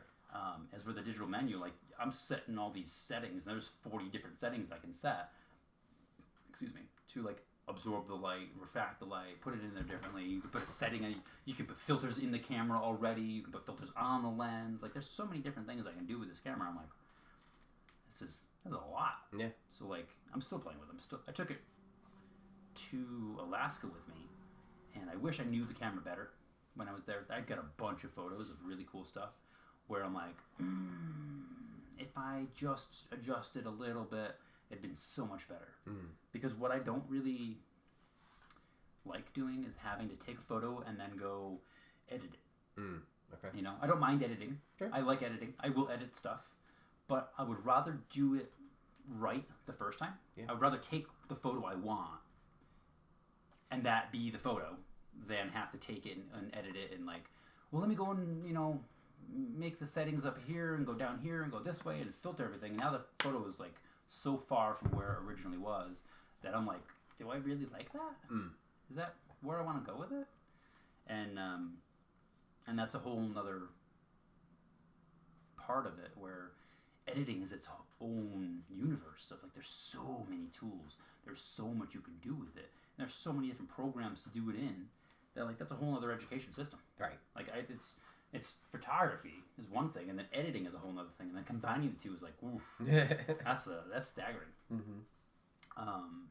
But I kind of touched back on the video there, where I really kind of got into videos too, and having a camera that was able to do both. You can't do that with film. You can't. I mean, you can, but like very, very tricky. Sure. You know. So having to have multiple cameras on me, not having to have, but wanting to have multiple cameras on me, I had a little bit of a bigger bag, and then I would be able to take, you know, I want my film camera right now, I want my TLR, I want my digital one, and you could take different photos, and there's I had digital cameras that didn't have removable lenses, but it was zoomable and stuff like that. And I really started learning like what optical zoom was versus digital zoom. I'm like, I don't want to crop the image down to the minimal pixels. I want to get all of those pixels into focus really well of like what it was supposed to be. So like you can still have a high quality image. And I love high quality images. Working with John Doe, I got to see a lot of really nice stuff, you know. Printing out things that were 40 inches by 60 inches, and like seeing it that close, you can see that you can read the person's freaking name tag on their thing. Like there's 100 feet away from the camera, or they're, you know, it's a drone or a helicopter taking a picture of this, and you can read the stuff on, like, you can read the license plates. Like, what kind of camera was this guy using? What kind of lens was he using? You know, so all sorts of stuff that like it just gets farther and farther and farther into what's available out there, how many different things you can have in the world. Sure. That are just photography. So right now I've got a National Geographic bag. It's pretty rugged, and it fits everything that I need to fit into it. And I'm using SD cards that are 128 gigabytes. So like I can fit thousands of photos on there. And like, what do I do when I have that much capability? Is I literally Sure. So like I'll go on a trip, and the trip was maybe half an hour, 45 minutes. It's just a hike. It's just a walk, you know. And I've taken 300, 400 photos, and I like 10, 15, 20 of them, you know? Yeah. So, like, there's just a bunch of shit that I've got to go through and delete and get rid of. Sure. Or I can use them and, like, stitch them together and make little videos out of them and stuff. And I was actually just playing with it this morning, where you can have a little click wheel and it just skips through all the videos really fast. Oh. And it almost looks like a choppy video. Yeah. Because I'll take click, click, click, click, almost for like a panoramic, and you can kind of see the thing. Or I was on a boat, and there was a little island, and the boat was going past the island, and I took 1, 2, 3, 4 all the way around the island, and then going through the menu, I was like, wow, that's awesome. It's like, I didn't see it before. Yeah. I didn't see that capability before. And now I'm like, wow, that's really neat, because I was at the same angle, I was at the same height, and all I did was just go around it. Yeah. So, like, thinking spatially how I can be to do those kinds of things. I've always wanted to get more into video. But that's just a whole other realm of, like, I've got to pay for this item, I've got to buy that, I've got to learn how this works, I've got to mount it here, I've got to, so, like, what do I want to really spend my money on? Yeah. And then once I get into that, I can't really as easily transfer that to, like, my phone. I could with certain ones, with certain cameras, but, like, I would almost need to have a computer in order to get the video and edit the video and, you know, put everything together and overlay audio, and, like, that's a little bit more of an in-depth thing where I'm like, yeah, I could do that. I had a MacBook, 2008, 2010, 2012, somewhere in there, and it was great. You know, it was really cool to have all the things, and I was able to do a little bit of video editing and put some stuff together. It was a lot of fun. Yeah. There was so many things I didn't know about, and I really just stumbled through a lot of it. But photography is one of those things that, like, it helps me capture the moment. It's not necessarily the visual. It's more so I see the image and I remember who I was just talking to, what I was just doing, where I was, what happened just next, or what mood I was in, kind of stuff. And it really is nice to look through them again. Yeah. Yeah, I've got a few photo albums where I've taken digital photos, and I've got tens of thousands of photos that I'll print a few of them out, and I've got the album where I'll, like, these are my favorites, you know. I'll go through those and look at those. So those are really nice. That's really a really cool thing to see, because I've got so many photos. I've got some of them printed out on the wall. I've got some of them in the albums here. I've got so many digital ones that are amazing that I would love to have displayed. But I'm not a huge fan of the digital displays, you know, those little digital frames. Yep. They get so hot. Like, it just seems like a fire hazard to me, you know? So, like, I want to be able to display them somehow and keep them all up. And then, like, there was, like, Nathan and Lily's birthday party. Sure. And I took so many photos of that, and, like, I just end up with so many photos. Yeah. It's like, now I've got to think about storage. I've got a hard drive so I can put everything on there, and I've got to get everything to the hard drive, and, like, I want to back that up. I want to have multiple hard drives, so in case something happens to one, I don't lose all my photos. Yep. Versus, I mean, it's the same kind of concept of having them in albums, but, like, a little more fragile. Sure. And then, like, all of a sudden, USB is no longer a thing. Like, what the fuck do I do? Right. You know, we talked about this on the last podcast that I did with you, was the fear of the something like Minecraft would be like, cool, we're no longer going to support this. Like, but I still like to play it. Right. You know? And I don't care that you're not adding anything new to it, but, like, I can't log into my world now because it's stored on your server and I don't have access to something. Yeah. So, like, making sure my photos are backed up in multiple places all the time, and it's just, like, gotta, you know, pick and choose what I really want to back up. Yep. That way I'm not, like, paying $1 a month for this service and $1 a month for that service. So, like, why are you going to charge me $1 a month? And then they decide they don't want to do it anymore. Like, okay, at least I have it over here. But like, every time you move that digital file over here, you'll lose some quality.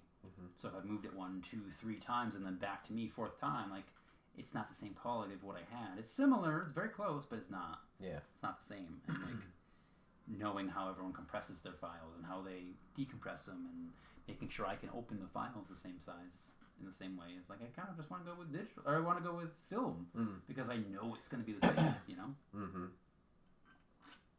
But it's getting harder and harder to find film, process the film.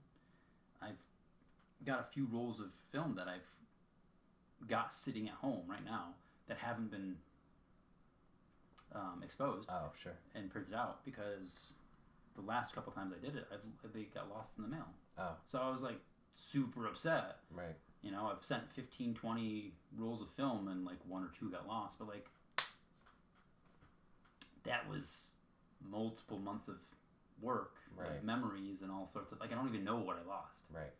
Which is even harder, you know, because I can't remember what actual, like the one roll of film will last me 2 or 3 or 4 trips. Yeah. So like that's a lot of memories and stuff like that. And like, I don't even know what they look like Mm-hmm. because they're not digital. I can't review them. And I took one photo of each of the things I wanted.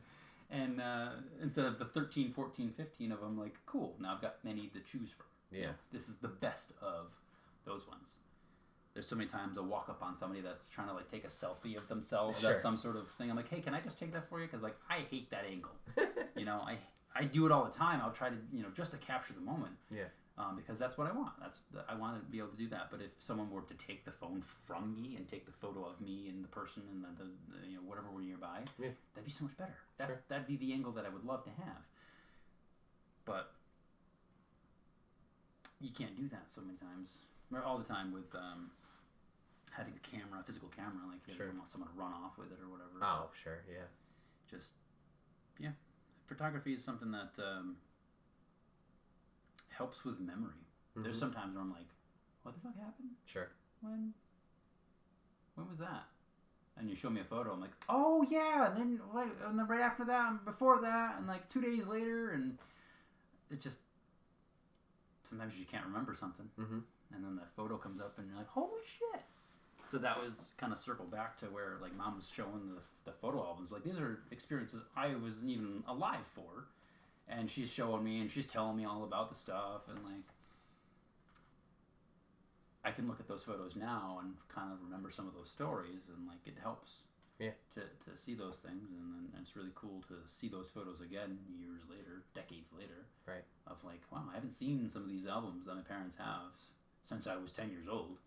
So to go and look through them of like, that'd be fun. Mm-hmm. You know? So I want to figure out some way to organize all my digital stuff. Sure. But that'd be interesting to do. Yeah, definitely. But I've got my stuff with me today, and I wanted to stop and take a photo of those parachuters. Oh yeah. The skydivers. Right. And I was like, cool. I'm driving, and I was like, I see them. I'm gonna park right there. I need to do this, and this to get it all take a picture. I was gonna set it on my tripod so it was a nice steady photo. And they were instantly just behind the trees. So like having it with me is really nice because there's this one road, it's 22A, and it goes north from, it kind of borders New York and Vermont, and it just goes into Vermont. And there's a certain section where you're on it, and it's kind of flat. You're about 300 feet above sea level, but it's pretty flat right there. And if you look west, you can see the Adirondack Mountains. There's a nice big span of it, you know. And if you look to your right, you can see all the Green Mountains, the Vermont mountains. Like, it's such an awesome spot, but like it's just a bunch of houses. It's like there's nothing there. There's farms and a couple random houses, and then just road. Yeah. So like I kind of want to find a couple of vantage points that I can go to, and like maybe a hike with a view, and like set up there for a day and like take as many photos because I'll go up that road in the morning and I see the sun rising in the east over the Green Mountains, and then I'll come home on that road and I'll see the sun setting over the Adirondack Mountains, and I'm like, oh, like I'm trying to drive and like look at this like view and like, oh, I don't want to be one of those a-holes that pulls over to the side of the road and is like in the road taking pictures. Like, dude, you know this is a 50 zone. Like people are going 70 through here. You know people are speeding. So like you're gonna die trying to get the moment. Right. So like I want to try and find a vantage point and be safe about it and smart about it and like capture those moments. Sure. Because those are good memories. Those are fun things. They're beautiful. Be able to share them with people that have never seen that road. You know, it's right just north of here, but so many people haven't seen the sunset over the Adirondacks in that angle. That's the thing is like I like to share them. You know, and it's difficult to get it out to people because like you got to hashtag stuff. Oh, sure. And, you know, if so I've got the two Instagram profiles. I've got the one for the car and personal one. So the one for the car, I literally posted a reel today, and I didn't put any hashtags onto it because it was just funny, and like one person liked it. Like, Sure. No worries. I'm not looking for the likes or whatever. Yeah. But like, how many people is that gonna reach if I don't do anything? Mm-hmm. Probably not half of my followers on that one profile, because just the algorithm's not gonna share it with them. Ah, the algorithm. Right. So like, whatever that means, however it actually goes into their system and comes out on other people's screens. Yeah. Like, who's really gonna see it if I don't do years of research of like, well, this is the hashtag that I should use to get to these people, and like, who follows this one, and like, oh my god, I just want to share shit into the world and see who wants to, like, now it's being filtered through some sort of system where like you're curating it for me, and like, no, your shit's not good enough. I'm like, fuck you too. Yep. Ah, the internet. Yeah. Yeah. Just what do you put? What's too much? Yeah, it's a whole fucking game that I get it, but sucks. Yeah. There were a few websites, I can't remember all the names of them, but Flickr. That was a really cool platform. Sure. And like, I think it's still around. I don't know. But like, no one uses it. Sure. It's like, it had very good organization, but it was just photography. Yeah. And then they started allowing videos, or videos became kind of popular on there, and it went terrible. Mm-hmm. It just went bad because people started putting random shit in there, like started making meme pages and stuff. Like, okay, all right. I mean, I don't really want my Instagram to be everywhere. Like, Sure. There's certain platforms I go to, like, I just want to zone out for a few minutes and look at some stupid shit. And now I want to go to this one to look at good stuff. Sure. You know, I want to see some good quality photos, and like, it's hard to find those nowadays. Of like, where do I go to find that and share that? And Sure. be in that part of the community, and it just constantly changes. Yeah. Because there's only 10,000 people that are into it, and they're all throughout the world, but 10,000 is not enough to pay the bills because the advertising, and like, so we're just gonna shut down now. Like, okay. Yeah. Yeah. It's like you need 11,000 people to cover your bills, I guess. So, yeah. All right. Yeah. Very nice. That's photography. Have you ever considered going to classes or doing any type of education with it, or is it just more of like that self-discovery hobby type thing? Yes and no. Sure. I've taken, so Photo Jojo had a website on it was an app on the phone that had, what's it called? It was just a tiny course. Sure. It was free. You were supposed to take all the photos with your iPhone. Okay. They called it iPhoneography. iPhoneography is what they called it. And you were supposed to take specific types of photos. You were supposed to use certain settings, certain angles, certain subjects, and stuff like that. And it was, I think, 2 weeks long, and you had to post stuff to them, and like, that was really the course I took, you know. And it wasn't, I didn't pay for it. There was no instructor. It was literally like, here's instructions, go learn some stuff. Yeah. And I didn't really take a lot away from that, because everything that they were trying to teach you how to use your iPhone. It was almost like if you were new to taking photography with a phone, or new to photography, or new to phones. You know, it was kind of like those three groups of people were like, this is what we're trying to do. And I'm like, I'm over here like maxing out all the settings, and like, I've already played with everything I could possibly play with. Yeah. And I was like, oh, okay, I guess. So I wish I had something like that with a DSLR. But like, there's so many different DSLRs, and so many different settings, and so many different lenses, and like, many options, so many different options you can do with it. It'd be hard to kind of tailor it down of like, do this, do that. So if there was something like that where it was free and I could do it on my own time, absolutely, I would totally do that. Yeah. But to go to, you know, what did you study in college? Oh, I studied photography. Like, I don't want to be a photographer like for a magazine, or, you know, I don't want to be a National Geographic photographer. That'd be awesome to have those skills, but those people are sitting out in the woods for weeks on end to get the shot. You know, like, your task is to go capture meerkats. I'm like, where the fuck are meerkats? Like, okay, let me fly across the world to go sit in the fucking savannah and not get eaten by cheetahs, I guess. To sit there with this long lens that's, you know, so I can get capture the meerkats. So like, it'd be cool. Yeah. But like, that's way outside the realm of what I want. It's just more so like a hobby level. Sure. I want to know what I want to know. I want to do what I want to do. And if someone wants to give me a little more of a tip and suggestion on some stuff, like, great, I'll definitely take your advice and play with some stuff and figure out, you know, what the hell you're talking about and how it applies to me. But to go through a course where they're like, you have to do this and you have to do this and we're going to grade you on it, like, fuck you. No, I want to do what I want to do. I want to take the photos I want to take. I want to take the videos I want to take. And, like, it'd be great if I had instruction of, like, yeah, if you went 2 inches up this way and zoomed in a little bit more, you could have a better shot and, crop it differently and, turn your settings this way and you'd be so much better. It'd be professional quality. But, like, I'd rather figure it out as I go. Sure. And if I don't know, I don't know, Mm-hmm. So, cool. That's something that I would love to explore more, but I think I'd need more computing power again with and time. I would need a whole bunch more time to be able to sit down and play with it. Yeah. A hobby is something that I invest as much time as I can, but there's a certain point in which I can't put any more into it. Yep. Without going to a next level of, like, I need to expense something to get me there. Sure. Whether it's time off from work or a piece of equipment or knowledge and how to use it a little bit better. It's just something that, like, there's always a little bit of an expense that's, like, not necessarily in the way, but, like, if I get there, I get there. If I don't, I don't. Mm-hmm. So. Okay. Yeah. Very cool. Do you want to do a third topic or no? We've been almost 2 hours going. I mean, I think I'm on my 10,000 words for the day. Yeah. The only topic I was going to think about was cars. Right. And, like, I suppose we could talk about it for a little bit. Sure. You can do a little speed run cars. Hi, welcome to topic 3. We're talking about cars. Cars. What do we mean by cars? It's 4 wheels, an axle, 2 of them, probably some seats. I say vehicles. I kind of use the word cars interchangeably with vehicles because, like, SUVs, small SUVs, like, everyone calls them cars. Sure. But they're SUVs, they're different. Okay. So, like, it's funny to me that there's so many available in the world. Uh-huh. And it's just ever-changing.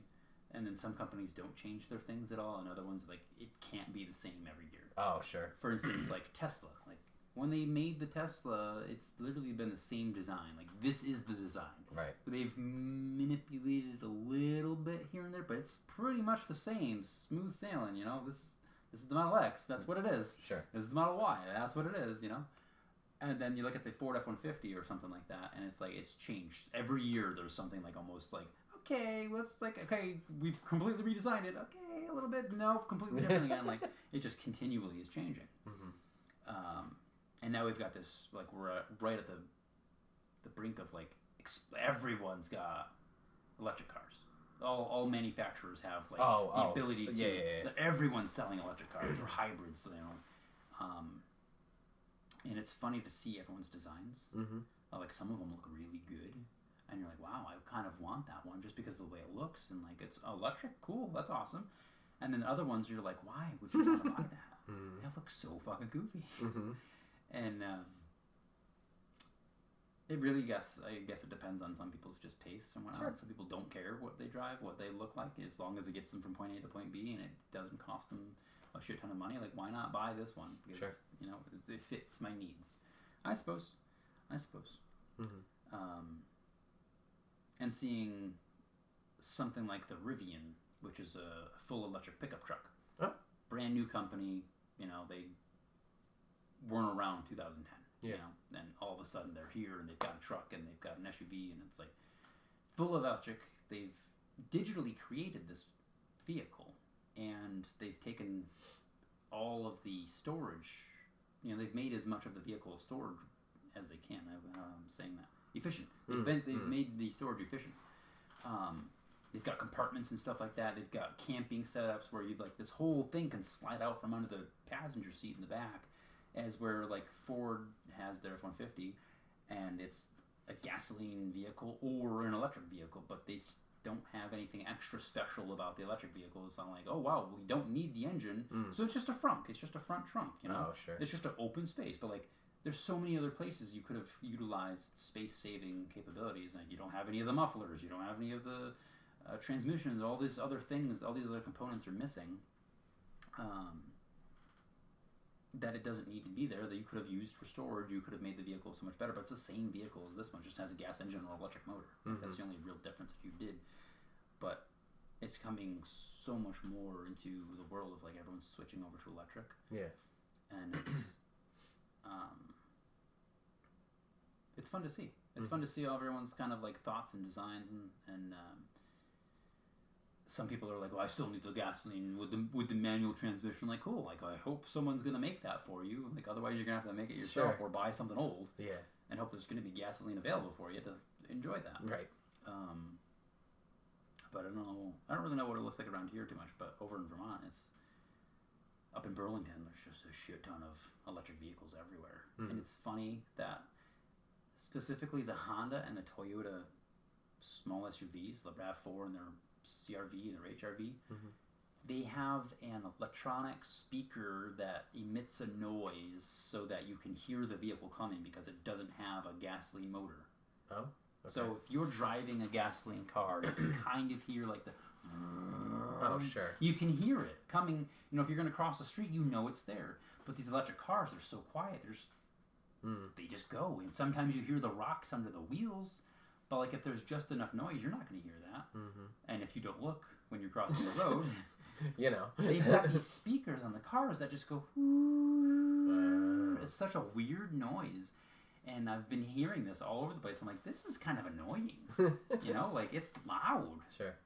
I parked in a lady's driveway so I could service her house, and her car was kind of close, and she was like, "Oh yeah, I want to move it. I'm going to be moving out, whatever, and I'll be leaving in a little bit." So we kind of jockeyed the cars around, or whatever. Sure. So I turned my truck on, I moved it over here. She moved her car out, and I moved my truck in.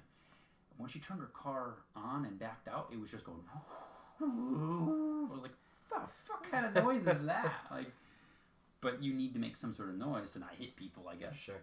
It's to give them some sort of warning. I mean, that's a funny thing that like is happening in the car world right now. Like they have to fake noise to alert people so they don't get ran over.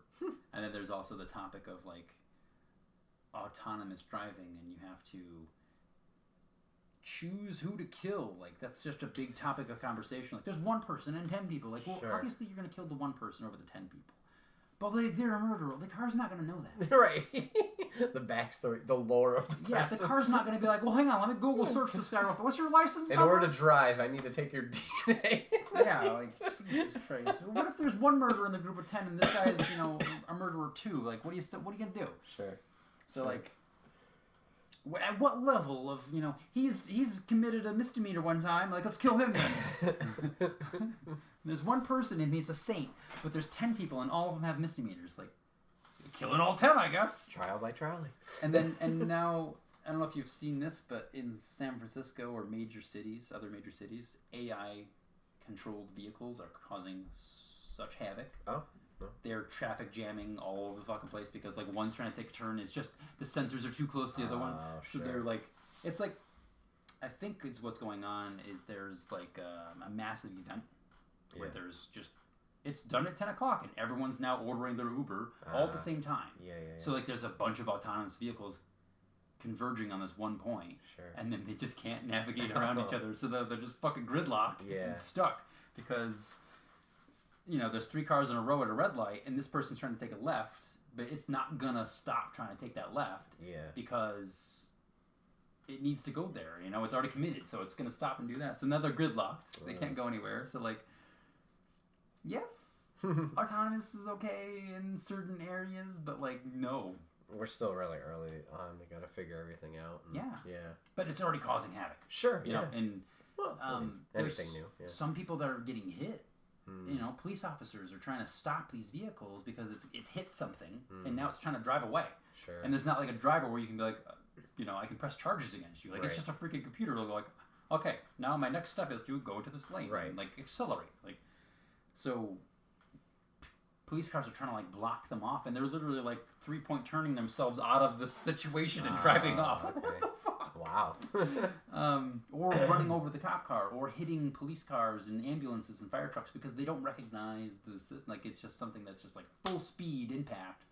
Tesla has hit a few of like, holy shit! Like, was the driver not paying attention? No, clearly they weren't. Sure. Or there was no driver in the vehicle at all. Sure. Of like, why would you allow this to happen? Yeah, it's a scary thing. Yeah, it's crazy because the more, I guess, you kind of expand in these ranges of self-driving cars or the AI cars, like obviously there's that many more factors to kind of test for, and I guess I don't know if they're just not realizing that in the testing areas before they're like, okay, go out to the wild type thing. Like, it's a lot to think about. Oops. Yeah. Sorry, everybody.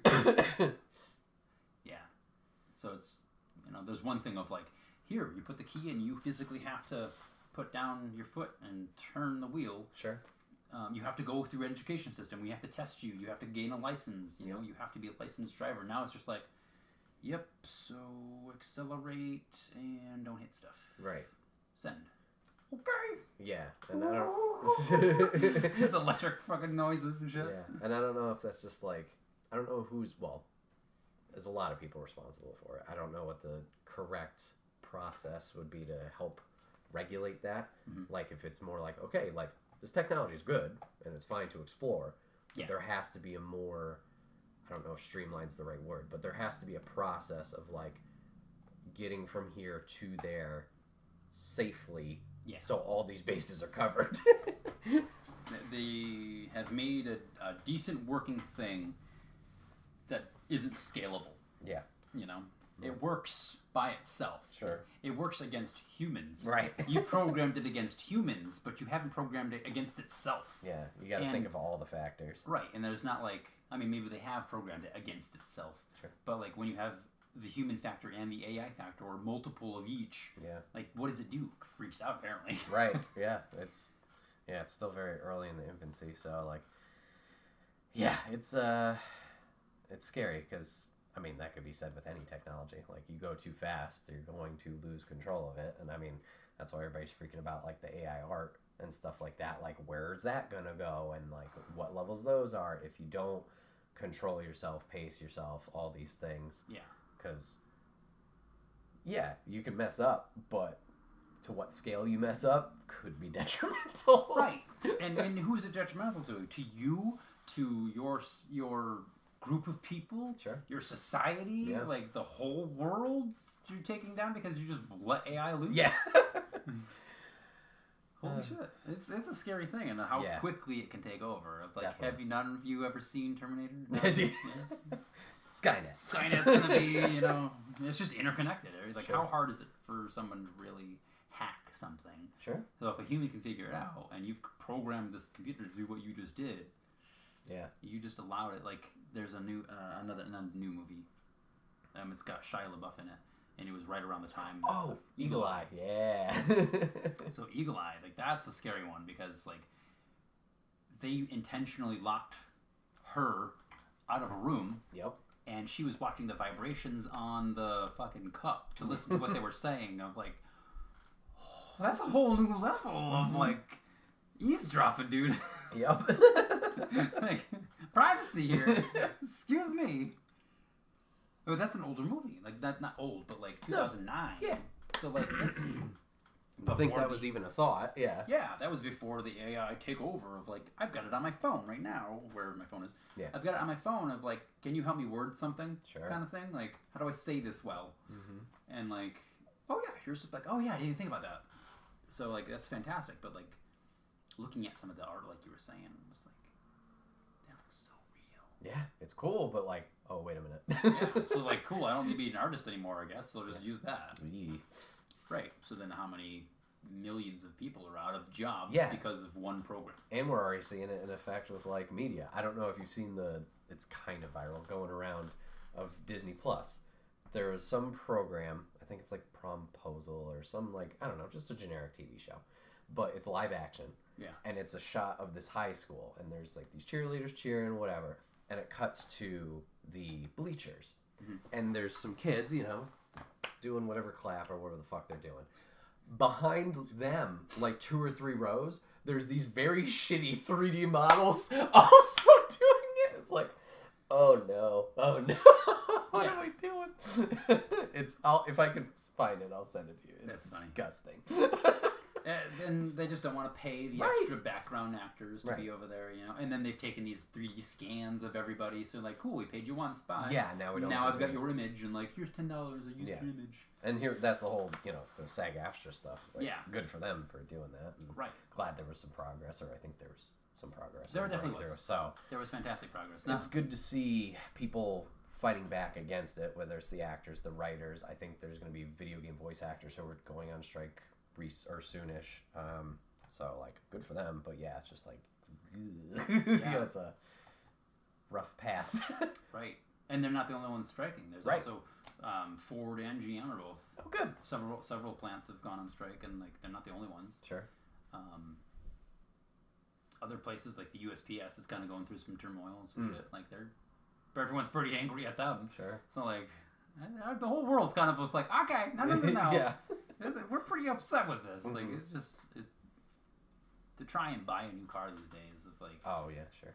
The amount of shit you need to just drive down the road. You know?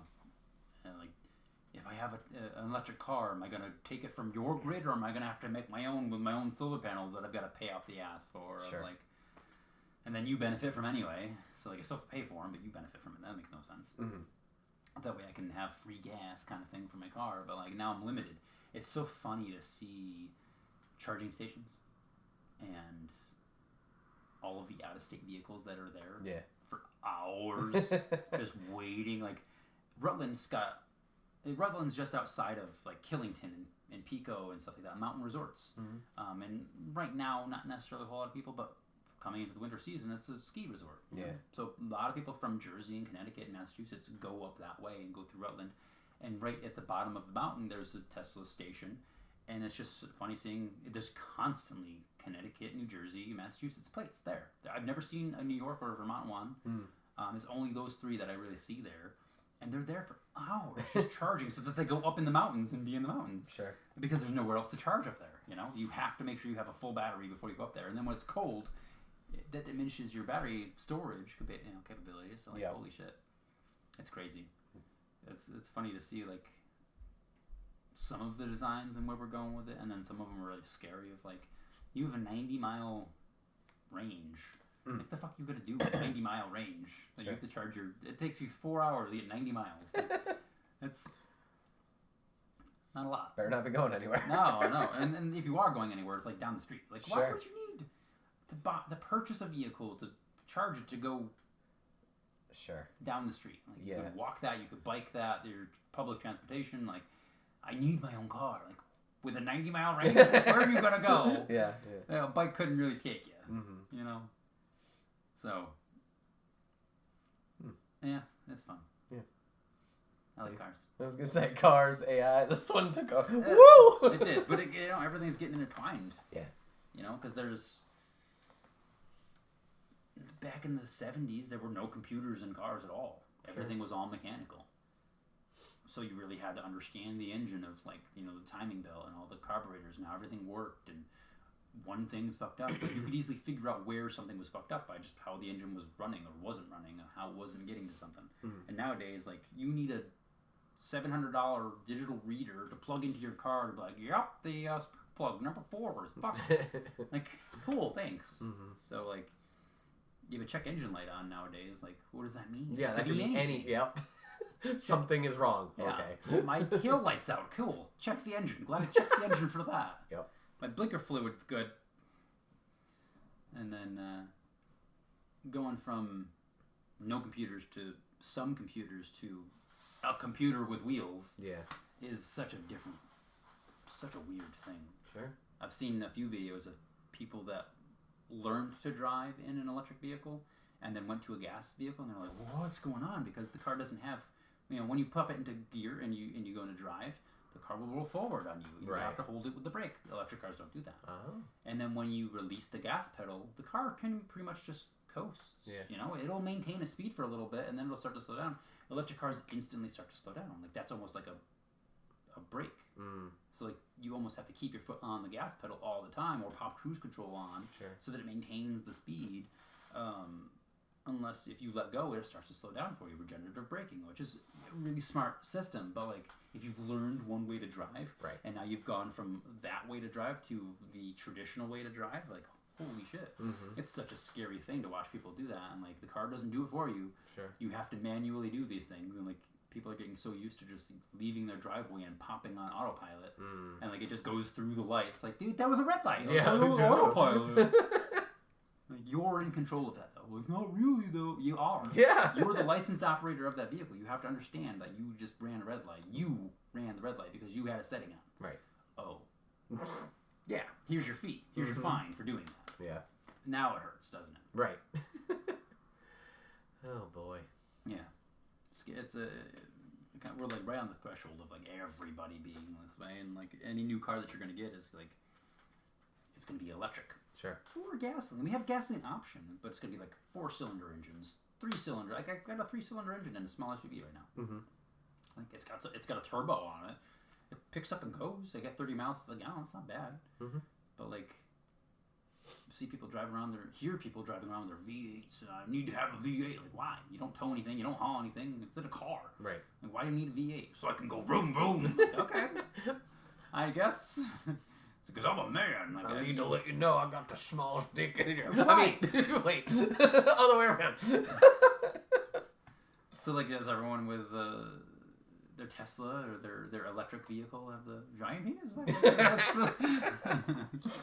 Well, no, you've got the cheap Tesla. Oh, okay. Oh, I've got the ludicrous mode one. Yeah. I don't fucking care. Like, who really needs all this fancy shit? Yep. Does it get you from point A to point B? Does it do fun stuff? Like, is it a track car? Can you take it on the track? Is it illegal to drive on the road? Like, yeah. Mm-hmm. What are you hauling with that thing? Oh, nothing. Just use to drop off the kid at school. Like, why? Mm-hmm. You got a V8 diesel giant pickup truck to drop off your kid at school. Are you hauling anything with that? Oh, no. Have you seen my kid? Yeah. A fat ass. Yeah. Well, nice. Yeah. All right. All right, so topic 4. Topic 4. Well, everybody, this has been another episode of the Wait, What Are We Talking About podcast. Appreciate you guys hanging out with us today. My name is Bret, a.k.a. Enigma911, and today, once again, I was joined by Charlie for the podcast. Hello. Charlie, thanks for being on. Appreciate it. Absolutely. Thanks for having me. Of course. If you guys want to catch this podcast live, you go over to twitch.tv/Enigma9011. You can drop a follow over there. You'll get notified when we go live. You can join on the fun and the conversation. But if you can't catch live, that's A-OK. Go over to YouTube and podcast services the very next week, where it's broken out topic by topic and put as one big video and MP3 for your amusement on the following Friday. Last but not least, any way you can support the show, likes, follows, shares, reviews, whatever it is. It may seem small. But if you guys can do that, take the time. We would love and appreciate you for it. Charlie, thanks for being on again today. Absolutely. Yeah. Everybody, thanks for watching. Thanks for listening. And we will see you guys on the next one. Take care. Adios.